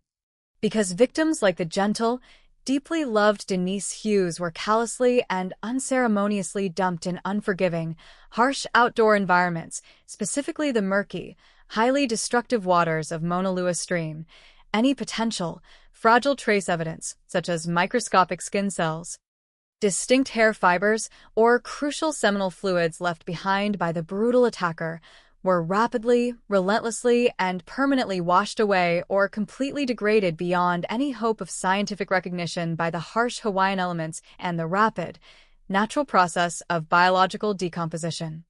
The highly specific, thick blue tarp that the killer had meticulously and carefully wrapped around Denise's violently bound body, while absolutely serving as a deeply chilling, defining signature of his intense, terrifying organizational skills, also brutally and effectively functioned to further contaminate the compromised crime scene, deeply frustrating the desperate efforts of the forensic experts who were heavily relying on finding a single, microscopic mistake made by the incredibly arrogant predator.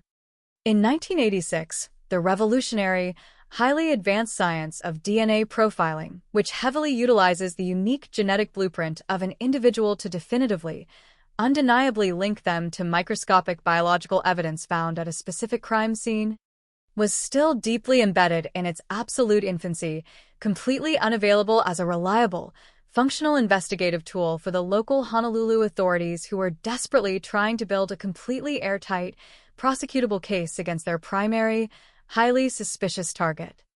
Consequently, the seasoned, deeply dedicated prosecutors heavily reviewing the massive, comprehensive investigative file were absolutely forced to make an incredibly agonizing, deeply painful, but legally necessary decision regarding the ultimate fate of the investigation and the man currently sitting directly in their intense crosshairs. They painfully concluded, with incredibly heavy hearts and a profound, lingering sense of deep, unshakable dread, that despite the highly compelling nature of his bizarre, inexplicable knowledge regarding the hidden body and the incredibly damaging, highly specific eyewitness identification directly placing him within the terrifying narrative, they simply did not possess the required, undeniable forensic strength to successfully prove Howard Gay's guilt beyond a reasonable doubt in front of a highly critical, impartial jury. The deeply tragic, highly frustrating lack of concrete, scientifically viable physical evidence directly linking him to the brutal, violent strangulations of the 5 innocent women absolutely meant that the immense, highly promising momentum of the investigation completely stalled, violently colliding with the rigid, necessary boundaries of the legal system and forcing a completely devastating, absolutely heartbreaking outcome for the tireless detectives and the desperately hoping families. Without the necessary, legally required Forensic Foundation to formally and successfully bring official criminal charges against him, the completely paralyzed law enforcement authorities had absolutely no other legal option but to completely release Howard Gay back into the vibrant, terrified island community, a highly controversial, deeply unsettling decision that sent massive, chilling shockwaves of profound disappointment, incredible anger, and deep, lingering despair completely through the 27-member task force and the highly anxious, heavily traumatized public.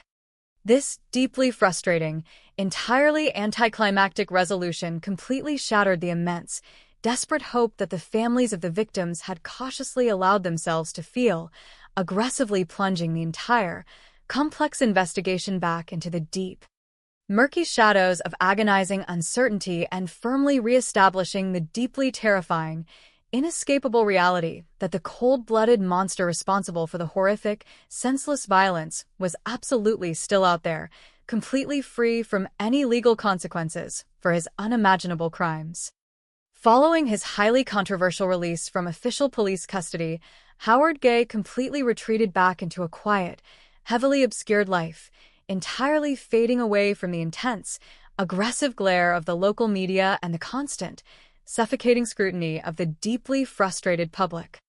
Successfully living out the rest of his natural days on the island without ever facing a criminal trial or experiencing a single legal consequence in direct connection to the horrific, unprecedented series of 5 brutal serial murders that had permanently scarred the history of Honolulu. Ultimately, Howard Gay passed away peacefully in the year 2003, permanently taking whatever dark, deeply hidden secrets, absolutely crucial information, or absolute, horrifying truths he potentially possessed directly to his grave, ensuring that he would completely and forever remain legally innocent in the deeply flawed eyes of the justice system, while simultaneously leaving the dedicated detectives, the grieving families of victims like the beautiful, innocent Denise Hughes, and the entire haunted population of Hawaii utterly trapped in a permanent, deeply agonizing state of totally unresolved, endless mystery. The natural, widely expected trajectory of any major criminal investigation, particularly one involving the horrific, systematic loss of human life, is the solemn, highly structured environment of a courtroom where the chaotic, brutal elements of a crime are meticulously laid bare before a judge and jury in the ultimate, desperate pursuit of formal justice. For the deeply traumatized residents of Honolulu, and most acutely for the grieving families of the 5 innocent women who had been violently stolen from them, this expectation of a dramatic, conclusive legal reckoning was the absolute only source of lingering hope, keeping them completely anchored during the darkest, most terrifying months of 1986. The people of Hawaii fiercely demanded a trial, needing desperately to witness the terrifying, unseen monster forcefully dragged completely out of the murky shadows and explicitly forced to answer for the unimaginable, deeply cruel pain he had intentionally inflicted upon their beautiful, previously peaceful island community. The dedicated family of Denise Hughes, who had already endured the completely devastating, life-altering trauma of losing their gentle, deeply responsible 21-year-old daughter to such a violent, senseless act, began the agonizing, necessary psychological preparation required to face their daughter's killer in a completely public, highly scrutinized legal setting. They braced their heavily burdened hearts for the incredibly painful, utterly unavoidable necessity of sitting in a cold, sterile gallery, mentally preparing themselves to listen to the deeply clinical, horrifyingly detailed testimonies of seasoned medical examiners and crime scene investigators describing the absolute worst, most terrifying moments of Denise's young life.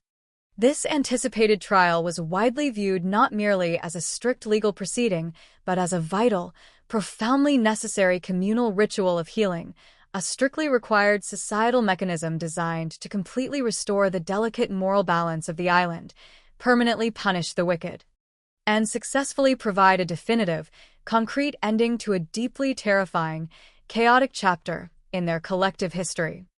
However, the deeply frustrating, incredibly rigid realities of the American criminal justice system possess an entirely different, highly unforgiving set of strict requirements that fundamentally operate completely independently of public outrage, deep communal sorrow, or the desperate, overwhelming emotional need for final closure. Behind the heavy, closed doors of the local prosecutor's office, far away from the desperate, pleading eyes of the victims' families and the intense, relentless pressure of the local media, highly experienced legal professionals were forced to meticulously, coldly, and objectively dissect the massive, completely unprecedented investigative file meticulously compiled by the massive 27-member police task force. These dedicated prosecuting attorneys desperately wanted to secure a conviction just as fiercely as the exhausted detectives and the grieving families, but they were permanently, strictly bound by the highest, most difficult standard of legal proof in existence: the absolute requirement to establish the suspect's guilt entirely beyond a reasonable doubt in the minds of 12 impartial jurors.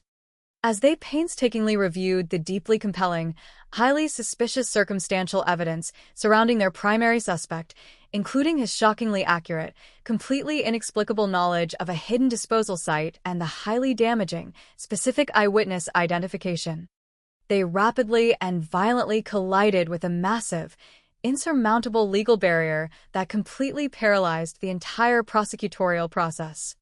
The deeply agonizing, totally inescapable reality was that the massive investigative file, despite its incredible volume and the thousands of hours of intense, dedicated police work it represented, completely lacked the definitive, scientifically sound physical evidence required to directly, undeniably tie the suspect to the physical act of violent strangulation or to the specific, brutalized bodies of victims like Denise Hughes.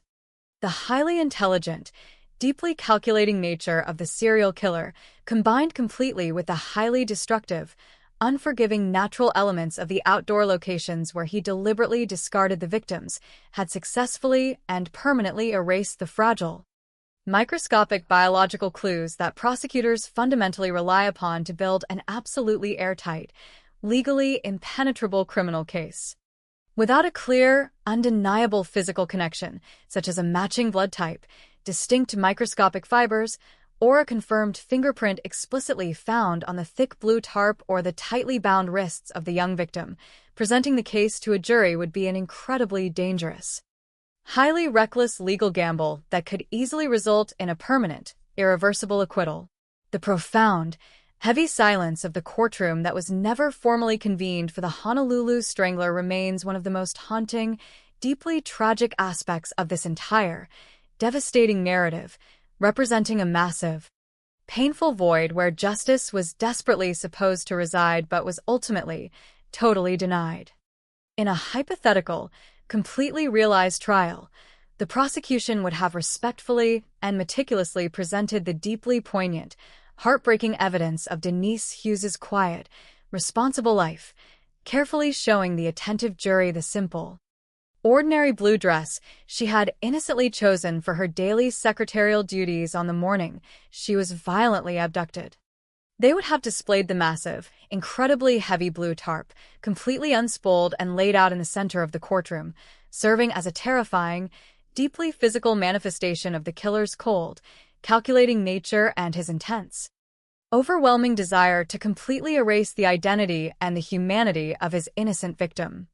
The seasoned medical examiner would have taken the prominent witness stand, solemnly and scientifically explaining the immense, terrifying force required to violently strangle a human being, detailing the exact, horrific nature of the defensive wounds, the violent sexual assault, and the absolute, total terror that the young woman undoubtedly experienced before her precious life was viciously extinguished.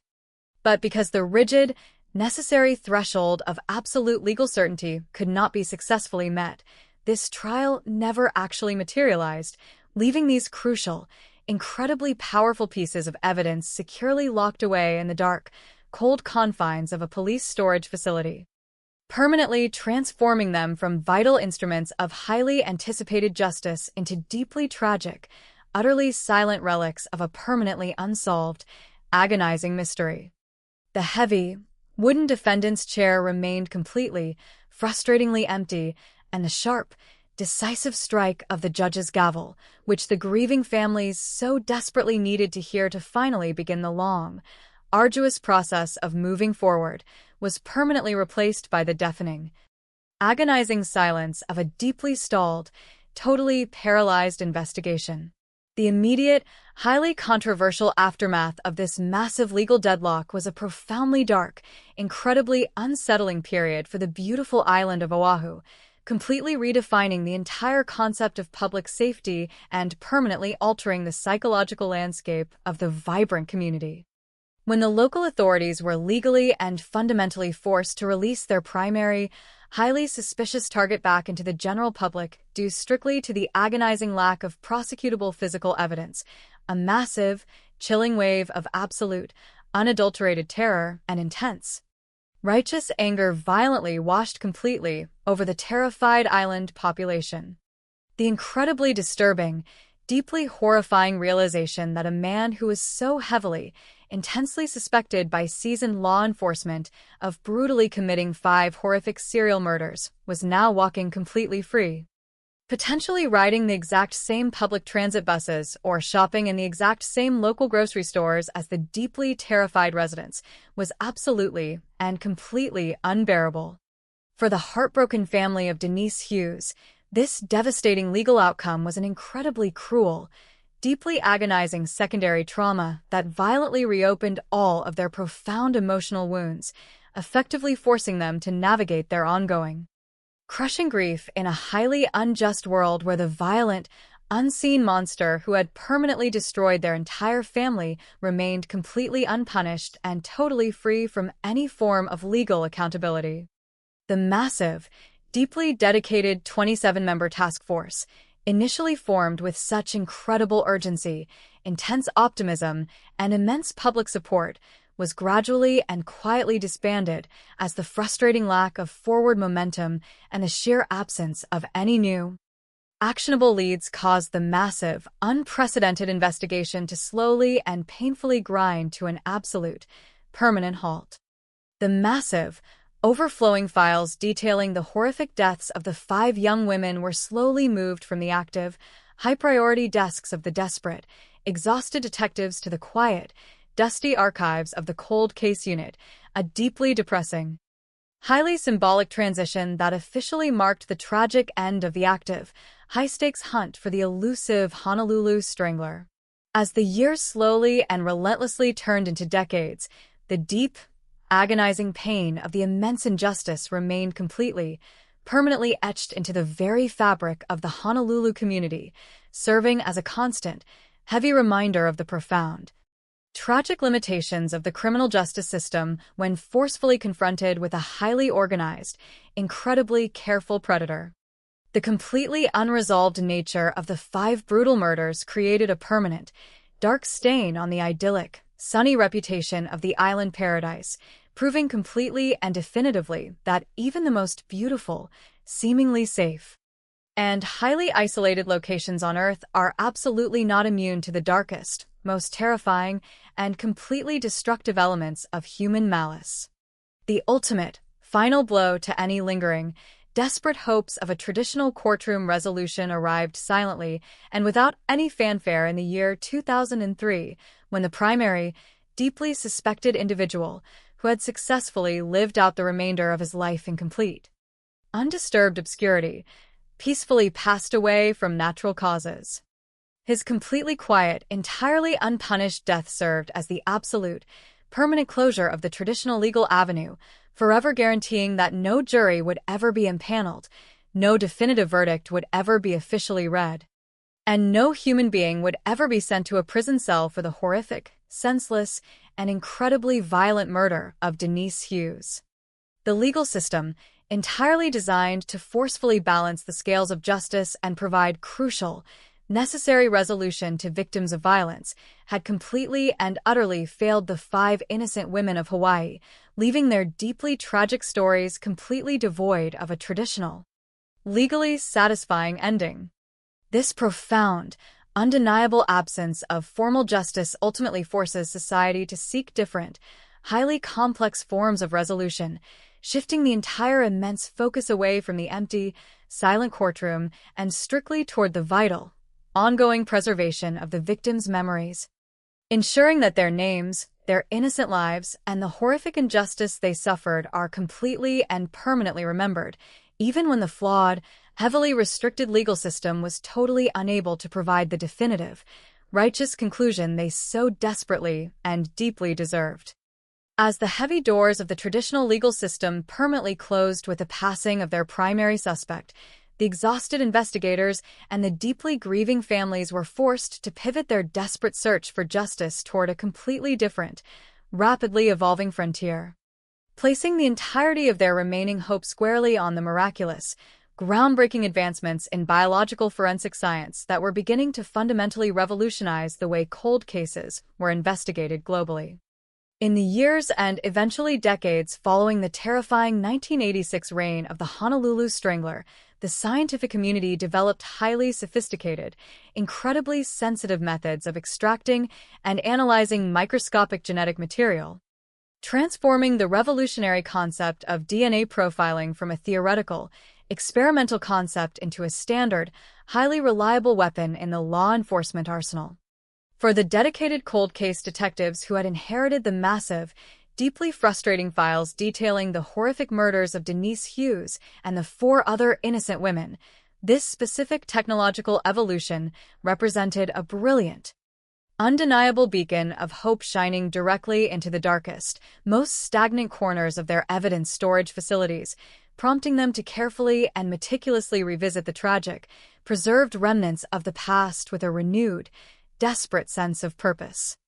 The carefully sealed cardboard boxes containing the tragic physical evidence, including the simple blue dress that Denise had innocently worn to her secretarial job and the thick, heavy blue tarp that the cold-blooded predator had methodically used to conceal her violently bound body, were repeatedly, carefully brought out from the silent archives and transported to highly sterile, advanced forensic laboratories in the desperate, agonizing hope that the arrogant killer had unknowingly left behind a microscopic piece of his own genetic identity during his brutal, horrific acts of violence. The investigators deeply believed that if they could just successfully extract a viable, complete DNA profile from the deeply degraded evidence, they could finally, definitively unmask the unseen monster, completely bypassing the frustrating, restrictive lack of circumstantial evidence that had previously paralyzed the entire prosecution and finally providing the grieving families with the concrete, absolute scientific truth they so desperately required to heal. However, the deeply cruel, absolutely unforgiving realities of the specific, physical environment where the murders and subsequent disposals occurred violently clashed with the delicate, highly fragile nature of the biological evidence, creating a massive, deeply tragic scientific barrier that even the most advanced, brilliant modern technology could not successfully overcome. The cold-blooded, highly calculated decision by the Honolulu Strangler to deliberately discard his tragic victims in incredibly harsh, completely exposed outdoor environments, particularly the muddy, flowing, highly destructive waters of Mauna Lua Stream where Denise was devastatingly discovered, completely and permanently compromised the integrity of the crime scenes. The relentless, washing action of the natural water currents, strictly combined with the rapid, highly destructive biological process of natural decomposition in the warm, humid tropical Hawaiian climate, systematically and aggressively degraded any potential biological material left by the attacker, completely erasing the microscopic skin cells, the distinct hair follicles, or the crucial bodily fluids that are fundamentally required to successfully build a comprehensive, undeniable genetic profile. Furthermore, the passage of decades severely compounded this immense forensic tragedy, as biological samples inherently continue to break down and rapidly degrade over long periods of time. Meaning that by the time the highly sensitive techniques required to analyze infinitesimal amounts of genetic material were finally invented and successfully standardized, the absolute minimal trace evidence that might have miraculously survived the harsh stream waters had completely deteriorated beyond any hope of scientific salvation or accurate analysis. Despite multiple, highly dedicated and completely exhaustive attempts by various generations of specialized forensic experts to carefully apply the absolute latest, most cutting-edge genetic extraction techniques to the deeply tragic physical evidence associated with Denise Hughes, the devastating, heartbreaking scientific conclusion remained consistently and agonizingly the same, confirming that the existing biological samples were simply too profoundly degraded, too deeply contaminated by the harsh natural environment, and far too incredibly limited in sheer quantity to ever yield a definitive, legally sound DNA match that could point directly and undeniably to a specific human being. This deeply frustrating, highly agonizing scientific reality completely shattered the final, desperate illusion that technology would eventually provide a miraculous, clean resolution to the terrifying nightmare, forcing the Honolulu Police Department to officially and permanently accept the incredibly dark, deeply unsettling fact that they were completely out of viable investigative options and absolutely possessed no further avenues to pursue in their desperate quest to bring the horrific serial killer to justice. Today, as we look back from the current vantage point of the year 2026, exactly 40 long, agonizing years since the bright, innocent life of Denise Hughes was violently and permanently extinguished in the prime of her youth, the grim, unyielding statistics of this deeply terrifying case remain absolutely unchanged and entirely unresolved, permanently cementing the Honolulu Strangler as one of the most prolific, utterly elusive, and deeply terrifying unidentified serial predators in the entire recorded criminal history of the United States. The chilling, undeniable reality is that the deeply calculating monster who violently terrorized the beautiful, sun-drenched island of Oahu, completely altering the fundamental behavior of an entire terrified population and stealing the precious futures of 5 completely innocent women, successfully managed to commit his horrific atrocities and entirely escape any form of legal, societal, or scientific accountability, completely disappearing back into the obscure shadows of history without ever being forced to publicly answer for the immense, unimaginable pain he deliberately caused. Absolutely no individual has ever been formally charged, successfully prosecuted, or criminally convicted in a court of law for the brutal, deeply senseless murder of Denise Hughes, ensuring that her tragic, devastating case file permanently remains officially open but completely, utterly cold. A dark, heavy testament to a profound, massive failure of the justice system and a chilling, permanent reminder of the sheer, terrifying vulnerability of human life.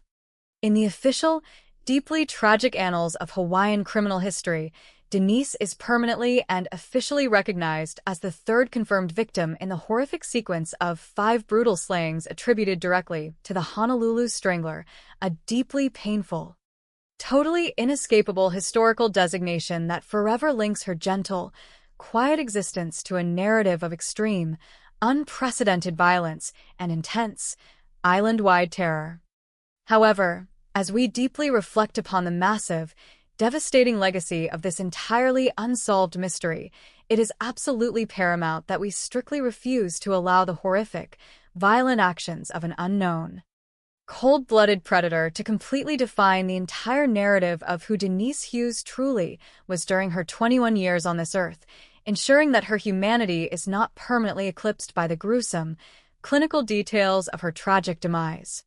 The true, profound tragedy of this complex, haunting story is not merely the deep, agonizing frustration of the completely unresolved police investigation or the terrifying, lingering fear of the unknown serial killer, but the absolute, permanent loss of a deeply kind, incredibly responsible, and truly gentle young woman who possessed a bright, beautiful future completely filled with unlimited potential and quiet, everyday joy.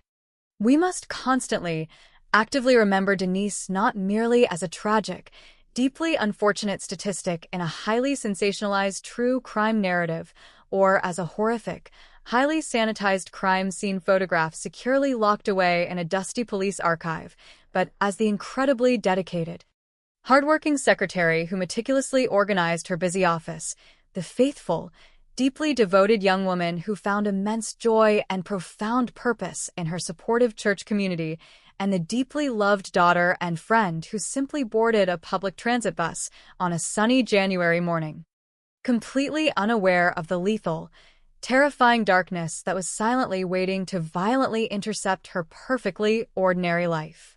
Her deeply tragic story perfectly encapsulates the incredibly harsh, highly distressing dichotomy of the Hawaiian Islands, serving as a permanent, haunting reminder that even within the most stunning, picturesque, and seemingly idyllic natural paradises on the face of the earth, the darkest, most terrifying, and completely destructive elements of human malice can exist completely undetected, violently shattering the comforting illusions of absolute safety and leaving behind a deep, permanent trail of unshakable sorrow. The complete, total absence of a traditional, legally satisfying resolution in the devastating case of the Honolulu Strangler forces us to confront the deeply uncomfortable, highly terrifying reality that some horrific crimes simply remain permanently unsolved, leaving the immense, heavy burden of remembrance entirely upon the shoulders of the living, strictly requiring us to constantly honor the memories of the innocent victims whose lives were violently stolen and ensuring that their tragic, heartbreaking stories are never completely forgotten by the passage of time. As the beautiful, golden sun continues to set every single evening over the majestic, towering ridges of the Ko'olau mountain range and the vast, endless expanse of the Pacific Ocean gently washes against the vibrant, bustling shores of modern-day Honolulu, the deeply haunting, entirely unresolved memory of Denise Hughes and the 4 other innocent, beautiful women who tragically perished in the dark, terrifying early months of 1986 continues to silently, permanently echo through the warm tropical air, standing as an incredibly powerful, deeply sorrowful, and totally unforgettable testament to a horrific, completely senseless tragedy that permanently scarred the fundamental soul of the island and forever changed the way its residents view the deceptive, beautiful calm of their tropical home. The profound, lingering trauma inflicted by this completely unidentified predator extends far beyond the immediate, devastating circle of the victims' grieving families and their deeply affected personal communities, actively permeating the entire historical consciousness of the local law enforcement agencies and permanently shaping the specific, highly cautious way subsequent generations of detectives approach complex, violent crimes on the geographically isolated island.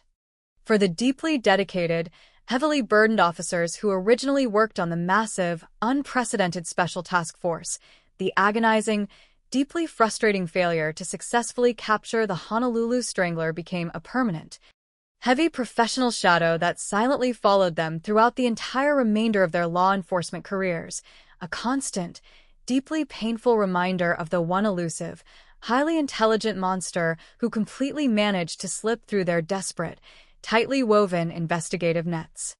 These seasoned, incredibly experienced investigators, many of whom have now long since quietly retired from active public service or peacefully passed away, carry the immense, deeply agonizing weight of those 5 tragic, violently stolen lives with them every single day. Forever haunted by the terrifying, completely unanswerable questions surrounding the true identity of the cold-blooded killer, his exact, dark motivations, and the deeply disturbing possibility that he could have easily traveled to another jurisdiction to continue his horrific, violent compulsions completely undetected by different, unaware authorities. The agonizing, total lack of closure completely transforms this specific case from a standard, historical criminal investigation into a deeply open, continuously bleeding psychological wound for the entire Hawaiian community, actively forcing residents to constantly grapple with the deeply unsettling, highly terrifying concept that ultimate, true justice is not always a guaranteed, inevitable outcome in our deeply flawed, complex society, regardless of the immense, dedicated amount of human effort, the incredible, massive volume of advanced resources, or the deep, desperate emotional need invested in the arduous pursuit of the hidden truth. As we continuously, deeply examine the tragic, completely senseless death of Denise Hughes within the broader, terrifying context of this massive, totally unsolved serial killer narrative, we are completely forced to confront our own inherent, deep-seated societal vulnerabilities. Fundamentally recognizing that the complex, deeply intertwined systems we actively build to fiercely protect our citizens are sometimes completely, utterly insufficient when directly, violently challenged by an individual who completely and totally operates entirely outside the boundaries of human empathy, basic morality, and established, logical behavioral norms. The deeply sorrowful, totally enduring legacy of the Honolulu Strangler case is ultimately not merely a dark, terrifying testament to the horrific, unimaginable capabilities of a single, unseen, deeply deranged human mind, but a profound, heavily enduring call for continuous, unwavering vigilance. A deeply necessary, completely permanent reminder to fiercely cherish the quiet, beautiful, and totally ordinary moments of our daily lives, and a strict, absolute moral obligation to permanently, respectfully keep the beautiful, innocent memory of Denise Hughes completely alive in our collective historical memory, ensuring that the terrifying, dark shadow of the unknown killer never completely eclipses the bright, gentle, and deeply precious light of the vibrant 21-year-old woman whose incredibly promising future was so brutally, violently, and completely inexplicably stolen from her on that fateful, profoundly tragic January day.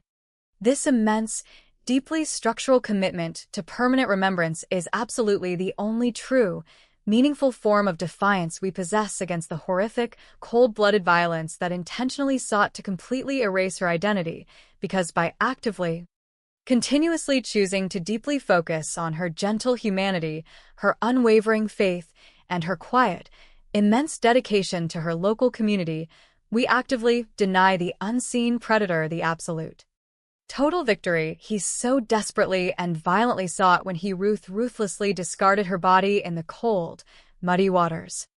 The deeply tragic, completely unresolved narrative of the Honolulu Strangler will undoubtedly continue to deeply captivate and intensely horrify true crime historians, dedicated cold case investigators, and the general public for many decades to come, constantly serving as a profoundly dark, highly cautionary tale about the sheer, terrifying unpredictability of human violence and the immense, heartbreaking limitations of the legal and scientific systems we heavily rely upon for ultimate protection and definitive resolution.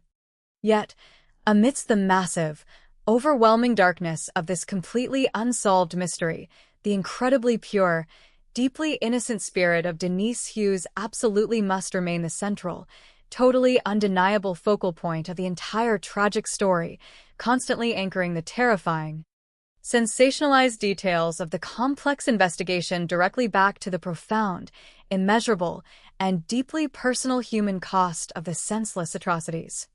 Her completely unfinished, violently interrupted life represents a massive, totally agonizing void in the very fabric of the world, a deeply painful, permanent reminder of the immense, incredible fragility of our existence and the absolute, total necessity of continuing to actively seek the hidden truth, no matter how much time has slowly passed, no matter how heavily the physical evidence has entirely degraded, and no matter how impossibly high the immense odds of successfully identifying the cold-blooded killer may currently seem from our modern perspective in the year 2026.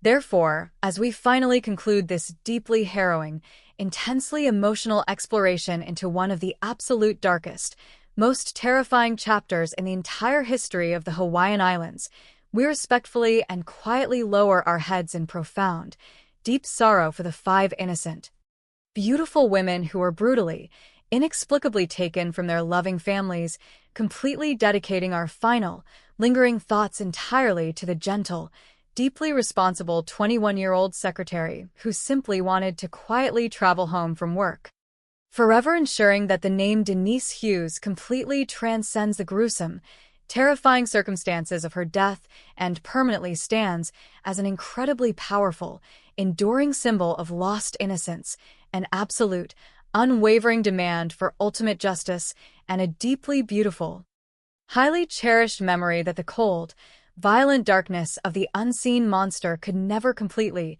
truly extinguish from the loving hearts of those who knew her and the collective soul of the island she so peacefully called her home.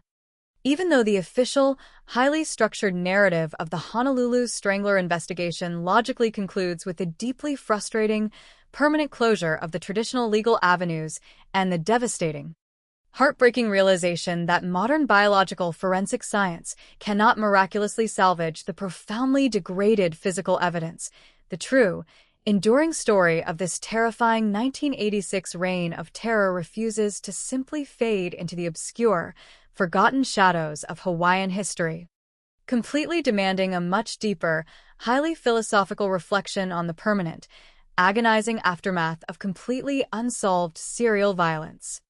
As we stand in the present day of the year 2026, exactly 4 long, incredibly agonizing decades after the gentle, deeply innocent 21-year-old Denise Hughes was violently abducted from her perfectly mundane, everyday routine and viciously murdered by a cold-blooded, highly calculating unseen predator, the massive, psychological shadow cast by these 5 completely unsolved serial killings continues to silently but undeniably influence the fundamental, underlying culture of Oahu.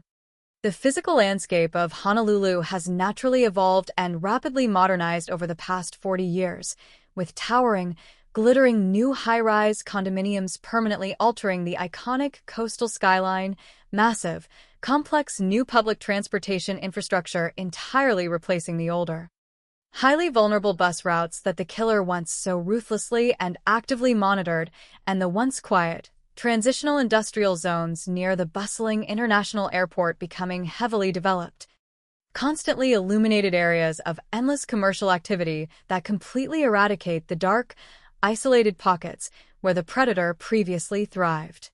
Yet, despite this massive, continuous outward march of impressive urban progress and the relentless, washing tide of passing time that naturally attempts to slowly erode the sharp, agonizing edges of collective historical trauma, the specific, deeply tragic geographical locations heavily associated with the Honolulu Strangler, most notably the muddy, overgrown banks of Mauna Lua Stream, where the heavily bound, completely tarp-wrapped body of Denise Hughes was devastatingly discovered by 3 deeply traumatized teenagers on that fateful February morning, forever retain a profoundly dark, completely unshakable historical resonance that cannot be paved over or entirely forgotten by the bustling modern society.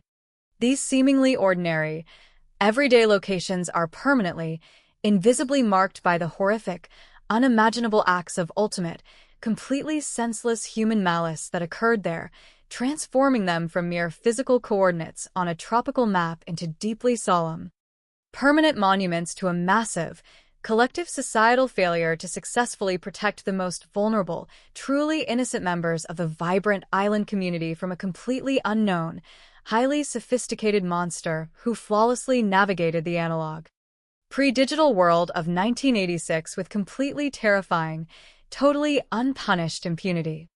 The deeply lingering, totally unresolved trauma of the Honolulu Strangler case actively transcends the immediate, profound grief of the 5 completely devastated families and firmly embeds itself entirely within the broader, ongoing generational consciousness of the local Hawaiian residents, fundamentally altering the specific, highly cautious way parents continuously educate their growing children about the hidden, terrifying dangers that can easily lurk just beneath the beautiful, postcard-perfect, entirely sun-drenched surface of their seemingly idyllic tropical paradise. The intense, widespread, and completely suffocating public paranoia that instantly gripped the entire island in the early, highly chaotic months of 1986, completely forcing terrified women to drastically alter their daily commuting habits, constantly travel in large, secure groups, and frantically purchase thousands of personal defensive items, eventually subsided as the years slowly passed without any further confirmed, identical killings, but that initial, violent shattering of absolute public trust was never completely, entirely restored to its original, beautiful, and completely naive state of innocent peace. The profoundly dark, terrifying realization that an apex human predator could successfully hunt, brutally torture, and completely dispose of 5 vibrant, beautiful young women completely without ever being definitively identified, successfully apprehended, or legally punished by the massive, highly dedicated 27-member police task force permanently destroyed the comforting, deeply held illusion that sheer geographic isolation in the middle of the vast Pacific Ocean inherently provides absolute, impenetrable safety from the chaotic, violent, and deeply destructive evils of the outside world. This permanent, entirely psychological scar is perhaps the absolutely most devastating, long-lasting secondary consequence of the unseen killer's completely unpunished horrific actions, representing a heavy, completely invisible burden of underlying, constant anxiety that quietly dictates the specific, cautious ways people continue to navigate the city's streets after dark, always maintaining a subtle, lingering awareness of their immediate surroundings and never completely, fully surrendering to the absolute, entirely trusting vulnerability that gently characterized the peaceful, innocent island lifestyle before the horrific, completely life-altering arrival of the unseen strangler. For the modern, highly trained law enforcement professionals currently operating within the Honolulu Police Department in the highly advanced year of 2026, the massive, heavily documented, and completely unsolved physical files of the Honolulu Strangler continuously serve as a deeply humbling, permanently sobering reminder of the absolute, fundamental limits of traditional police work and the incredibly harsh, highly unforgiving realities of complex, violent criminal investigations that completely stall despite the absolute maximum exertion of desperate human effort. The incredibly dedicated, highly educated detectives of the modern cold case unit, armed with deeply advanced, cutting-edge analytical technologies, completely revolutionary forensic tools, and massive, interconnected global criminal databases that the desperate 1986 task force could only possibly dream of possessing in their completely analog era, still find themselves completely, utterly paralyzed when they periodically pull the deeply tragic, heavily yellowed files of Denise Hughes and the 4 other innocent victims from the quiet, dusty archives for a hopeful, completely renewed examination. They are continuously, violently forced to confront the exact same, completely insurmountable investigative brick walls that so deeply frustrated, emotionally drained, and ultimately defeated their incredibly dedicated predecessors. Fundamentally realizing with sinking hearts that absolutely no amount of modern, sophisticated digital profiling, highly advanced behavioral analysis, or incredibly complex geographic mapping can miraculously fabricate concrete, legally actionable physical evidence where absolutely none successfully survived the highly destructive, totally unforgiving natural elements of the outdoor Hawaiian environment over the incredibly long span of 4 entire decades. The profoundly depressing, totally unavoidable scientific reality that the thick blue tarp, the simple, tragically soiled blue dress that Denise innocently wore to her secretarial job, and the completely degraded, entirely microscopic biological samples cannot, and will absolutely never, scientifically yield the definitive, absolute genetic identity of the cold-blooded murderer is a heavy, deeply agonizing professional burden that these dedicated officers must constantly carry, permanently accepting the terrifying, deeply uncomfortable, and completely infuriating truth that the highly intelligent, incredibly careful, and completely remorseless serial killer truly, actually committed the absolute perfect, entirely unpunishable string of horrific crimes. As the vast, entirely unstoppable machinery of modern true crime media continuously churns out highly sensationalized, deeply dramatized documentaries and incredibly popular, widely consumed investigative podcasts completely dedicated to extensively analyzing famous, completely unsolved serial killer mysteries, the deeply tragic, completely heartbreaking story of the Honolulu Strangler naturally attracts a massive, continuously renewed wave of intense global curiosity and deep, heavily fascinated public speculation regarding the true, completely hidden identity of the monstrous perpetrator who completely vanished like a terrifying phantom into the warm island breeze. However, amidst this massive, constantly swirling vortex of endless, highly theoretical online discussions, deeply complex amateur behavioral profiling, and relentless, desperate searches for hidden, completely overlooked clues buried deep within the massive, 40-year-old police reports, it becomes absolutely, fundamentally crucial that we strictly, purposefully refuse to allow the profound, authentic humanity of the 5 actual, incredibly innocent victims to be completely obscured, violently erased, or cheaply reduced to mere fascinating, highly clinical data points in a completely unresolved, highly entertaining morbid puzzle specifically designed for public consumption. We must continuously, fiercely fight against the natural, highly desensitizing psychological effects of passing time and strictly demand that our collective historical memory remains entirely, deeply anchored to the profound, immeasurable, and completely permanent human tragedy that firmly lies at the very core of this terrifying, totally unsolved narrative, intentionally focusing our deep, lingering emotional energy not merely on the dark, totally unknown identity of the cold-blooded monster who committed the horrific atrocities, but entirely on the beautiful, vibrant, and completely innocent lives that he so viciously, unjustly, and permanently stole from the vibrant island community without a single shred of hesitation or remorse. The pure, highly responsible, and deeply gentle 21-year-old Denise Hughes absolutely must not be permanently remembered merely as the tragic, completely helpless third victim completely enveloped in a massive blue tarp on the muddy banks of a local stream, permanently defined entirely by the absolutely most horrific, terrifying moments of her untimely death, but rather as a deeply loved, highly valued, and completely irreplaceable human being whose incredibly sudden, totally violent absence created a massive, permanently aching void in the hearts of her entirely loving family, her dedicated colleagues at the busy telephone company where she meticulously operated the analog switchboards, and the entirely supportive, incredibly close-knit congregation of her local Christian church, where her bright, completely positive spirit constantly uplifted everyone fortunate enough to deeply know her.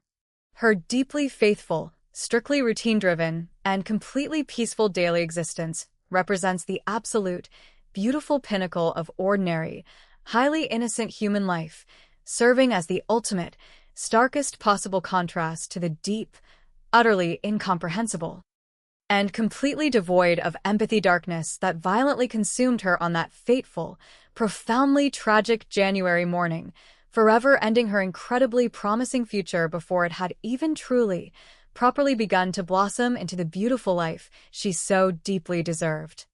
By actively, continuously choosing to respectfully center her bright, highly positive memory in our ongoing, deeply sorrowful discussions of the devastating Honolulu Strangler case, we absolutely refuse to grant the unseen, totally unpunished predator the ultimate, total victory of completely erasing her personal identity, stealing her inherent human dignity, and fundamentally reducing her entire, beautiful 21 years of existence to absolutely nothing more than a highly disturbing, permanently unsolved true crime statistic filed away in a silent, entirely forgotten cabinet.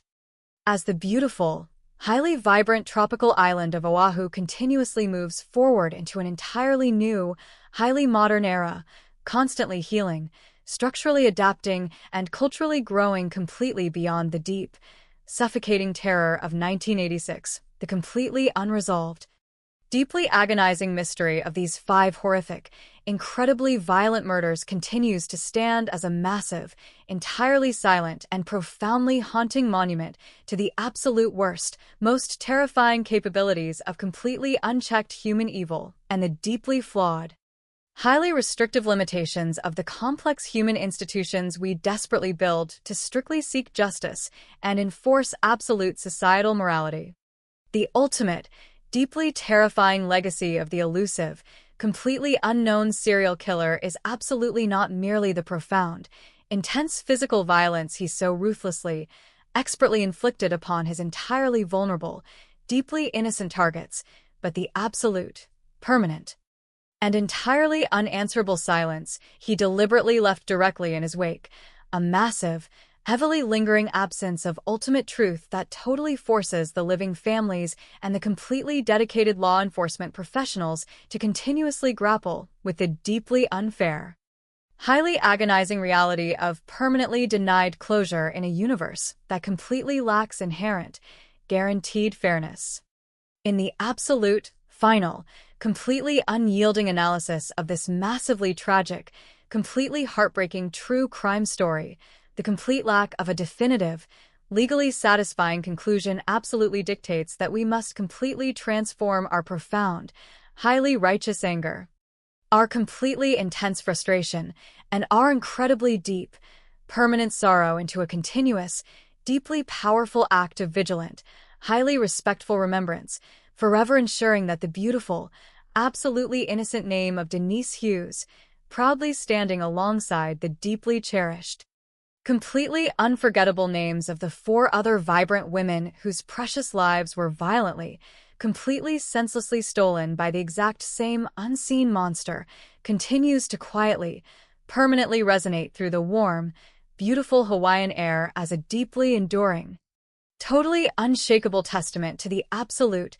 vital importance of fiercely protecting the vulnerable and completely cherishing every single, precious, totally irreplaceable moment of our highly fragile, entirely unpredictable human existence. As we fundamentally continue to deeply analyze and meticulously reflect upon the profoundly haunting, entirely unresolved narrative of the 1986 Honolulu Strangler from the highly advanced, modern perspective of the year 2026, exactly 40 long, incredibly agonizing years after the brutal, completely senseless murder of the profoundly innocent 21-year-old Denise Hughes, we are completely forced to confront the immense, heavily lingering psychological shadows that this entirely unpunished series of 5 horrific serial killings continues to cast directly over the beautiful, sun-drenched island of Oahu. The sheer passage of 4 decades is a massive, incredibly significant span of human time, a lengthy temporal distance that naturally and aggressively attempts to slowly erode the sharp, deeply painful edges of collective historical trauma, fundamentally transforming the immediate, suffocating public panic of the mid-1980s into a quieter, more deeply internalized form of generational caution that quietly permeates the vibrant island culture.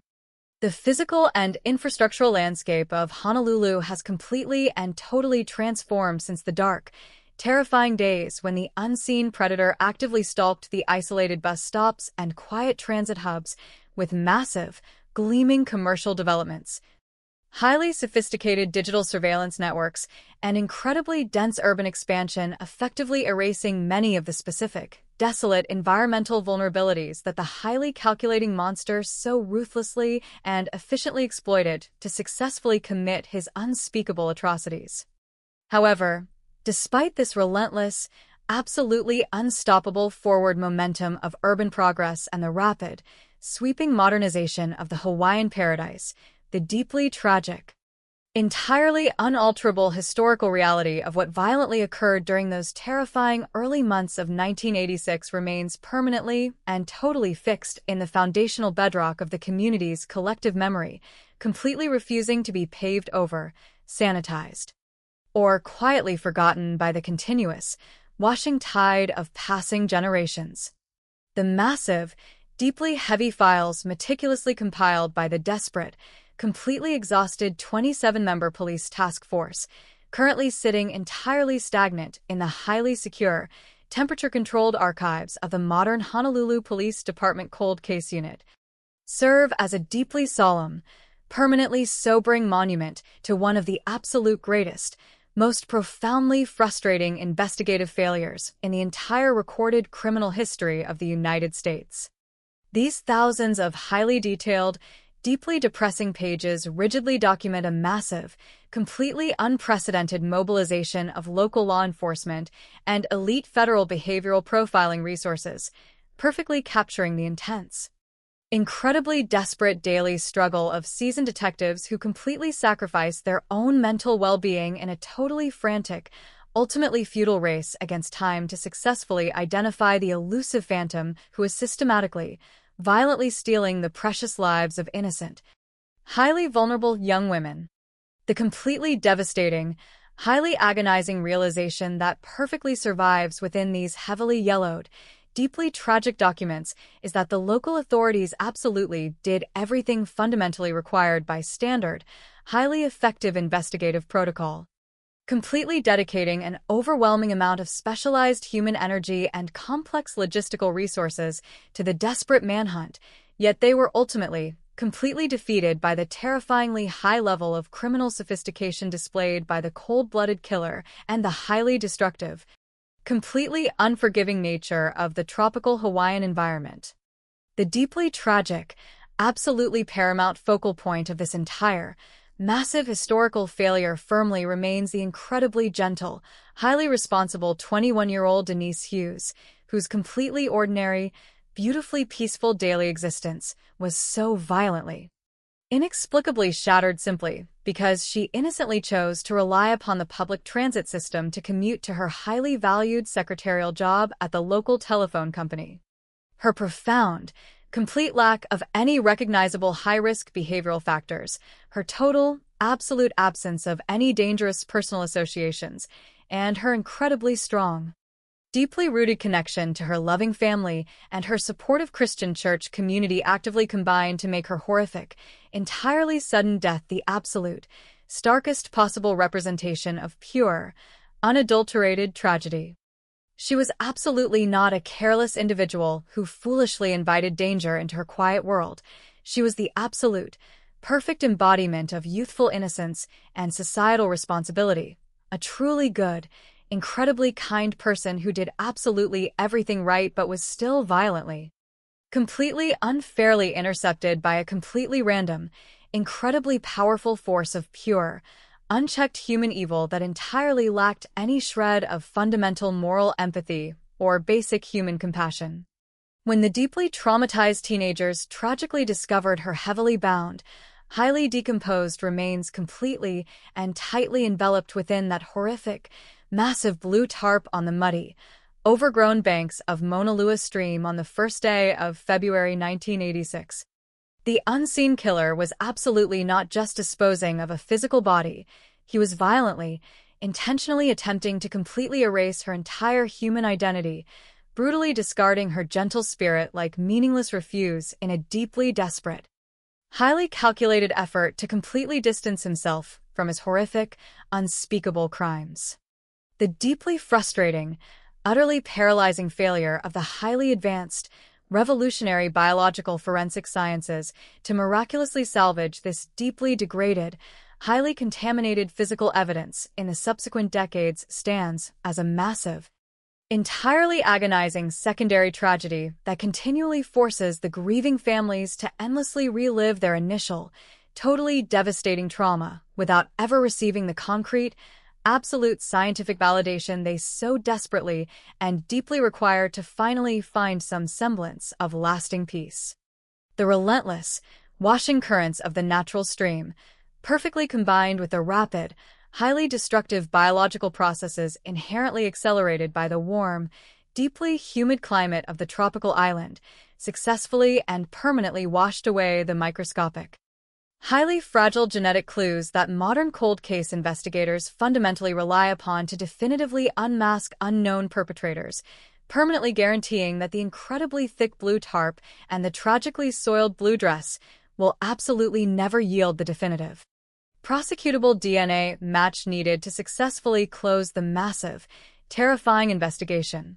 This profound, totally unavoidable scientific deadlock completely and permanently shifts the entire, massive burden of this incredibly dark history entirely away from the sterile, objective environment of the highly advanced forensic laboratory and directly onto the highly subjective, deeply emotional realm of collective societal memory and continuous, strictly dedicated historical preservation. The completely unpunished, highly peaceful death of the primary, heavily suspected individual, Howard Gay, in the year 2003 absolutely served as the final, totally definitive closure of any traditional, legally sound pathway toward official courtroom justice, permanently ensuring that absolutely no human being will ever be forced to sit in a heavy wooden defendant's chair, completely listen to the horrific, clinically detailed testimonies of the medical examiners regarding the violent strangulations, or definitively receive a highly anticipated, completely justified criminal sentence for the horrific serial murder of 5 entirely innocent, beautifully vibrant women. This absolute, total absence of formal, systemic accountability fundamentally requires us to deeply acknowledge the highly terrifying, completely uncomfortable philosophical reality that the universe we collectively inhabit is deeply, inherently flawed, and that sometimes incredibly horrific acts of pure, calculating malice can completely occur within our seemingly safe communities without ever successfully triggering the balancing, totally necessary scales of ultimate, definitive justice.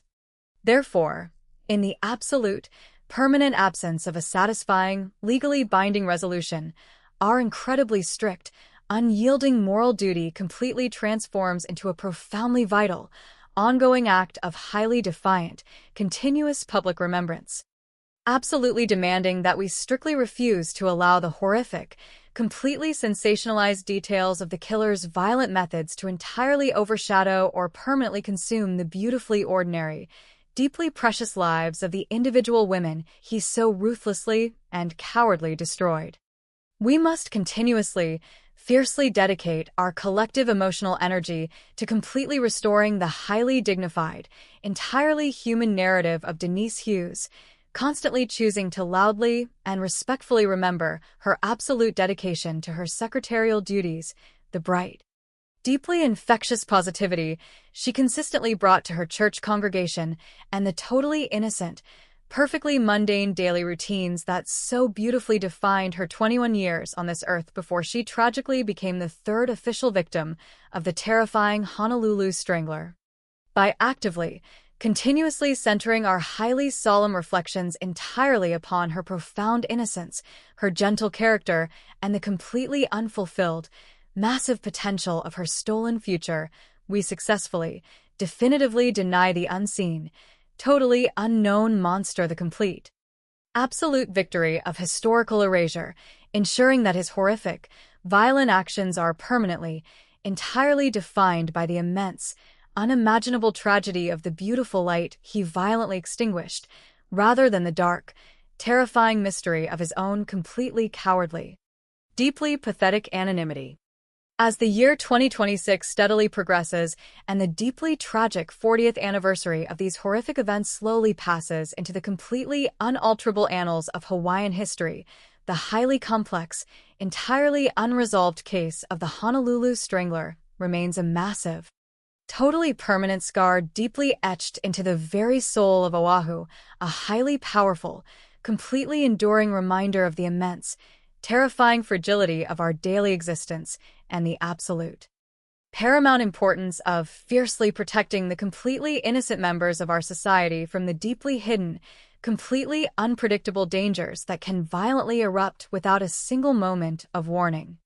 The profoundly beautiful, highly resilient island community must continuously, bravely carry this immense, deeply agonizing historical weight forward into the entirely unknown future, absolutely ensuring that the deeply heartbreaking, totally unforgettable story of Denise Hughes and the 4 other highly vulnerable, completely innocent women permanently serves as a highly vital, completely unwavering call for continuous vigilance, a deeply profound testament to the absolute necessity of cherishing every single precious moment of our fragile lives, and a totally permanent, incredibly solemn promise that their beautiful, completely irreplaceable memories will absolutely never be entirely surrendered to the dark, silent, and completely unforgiving oblivion of a permanently unsolved, totally devastating true crime mystery.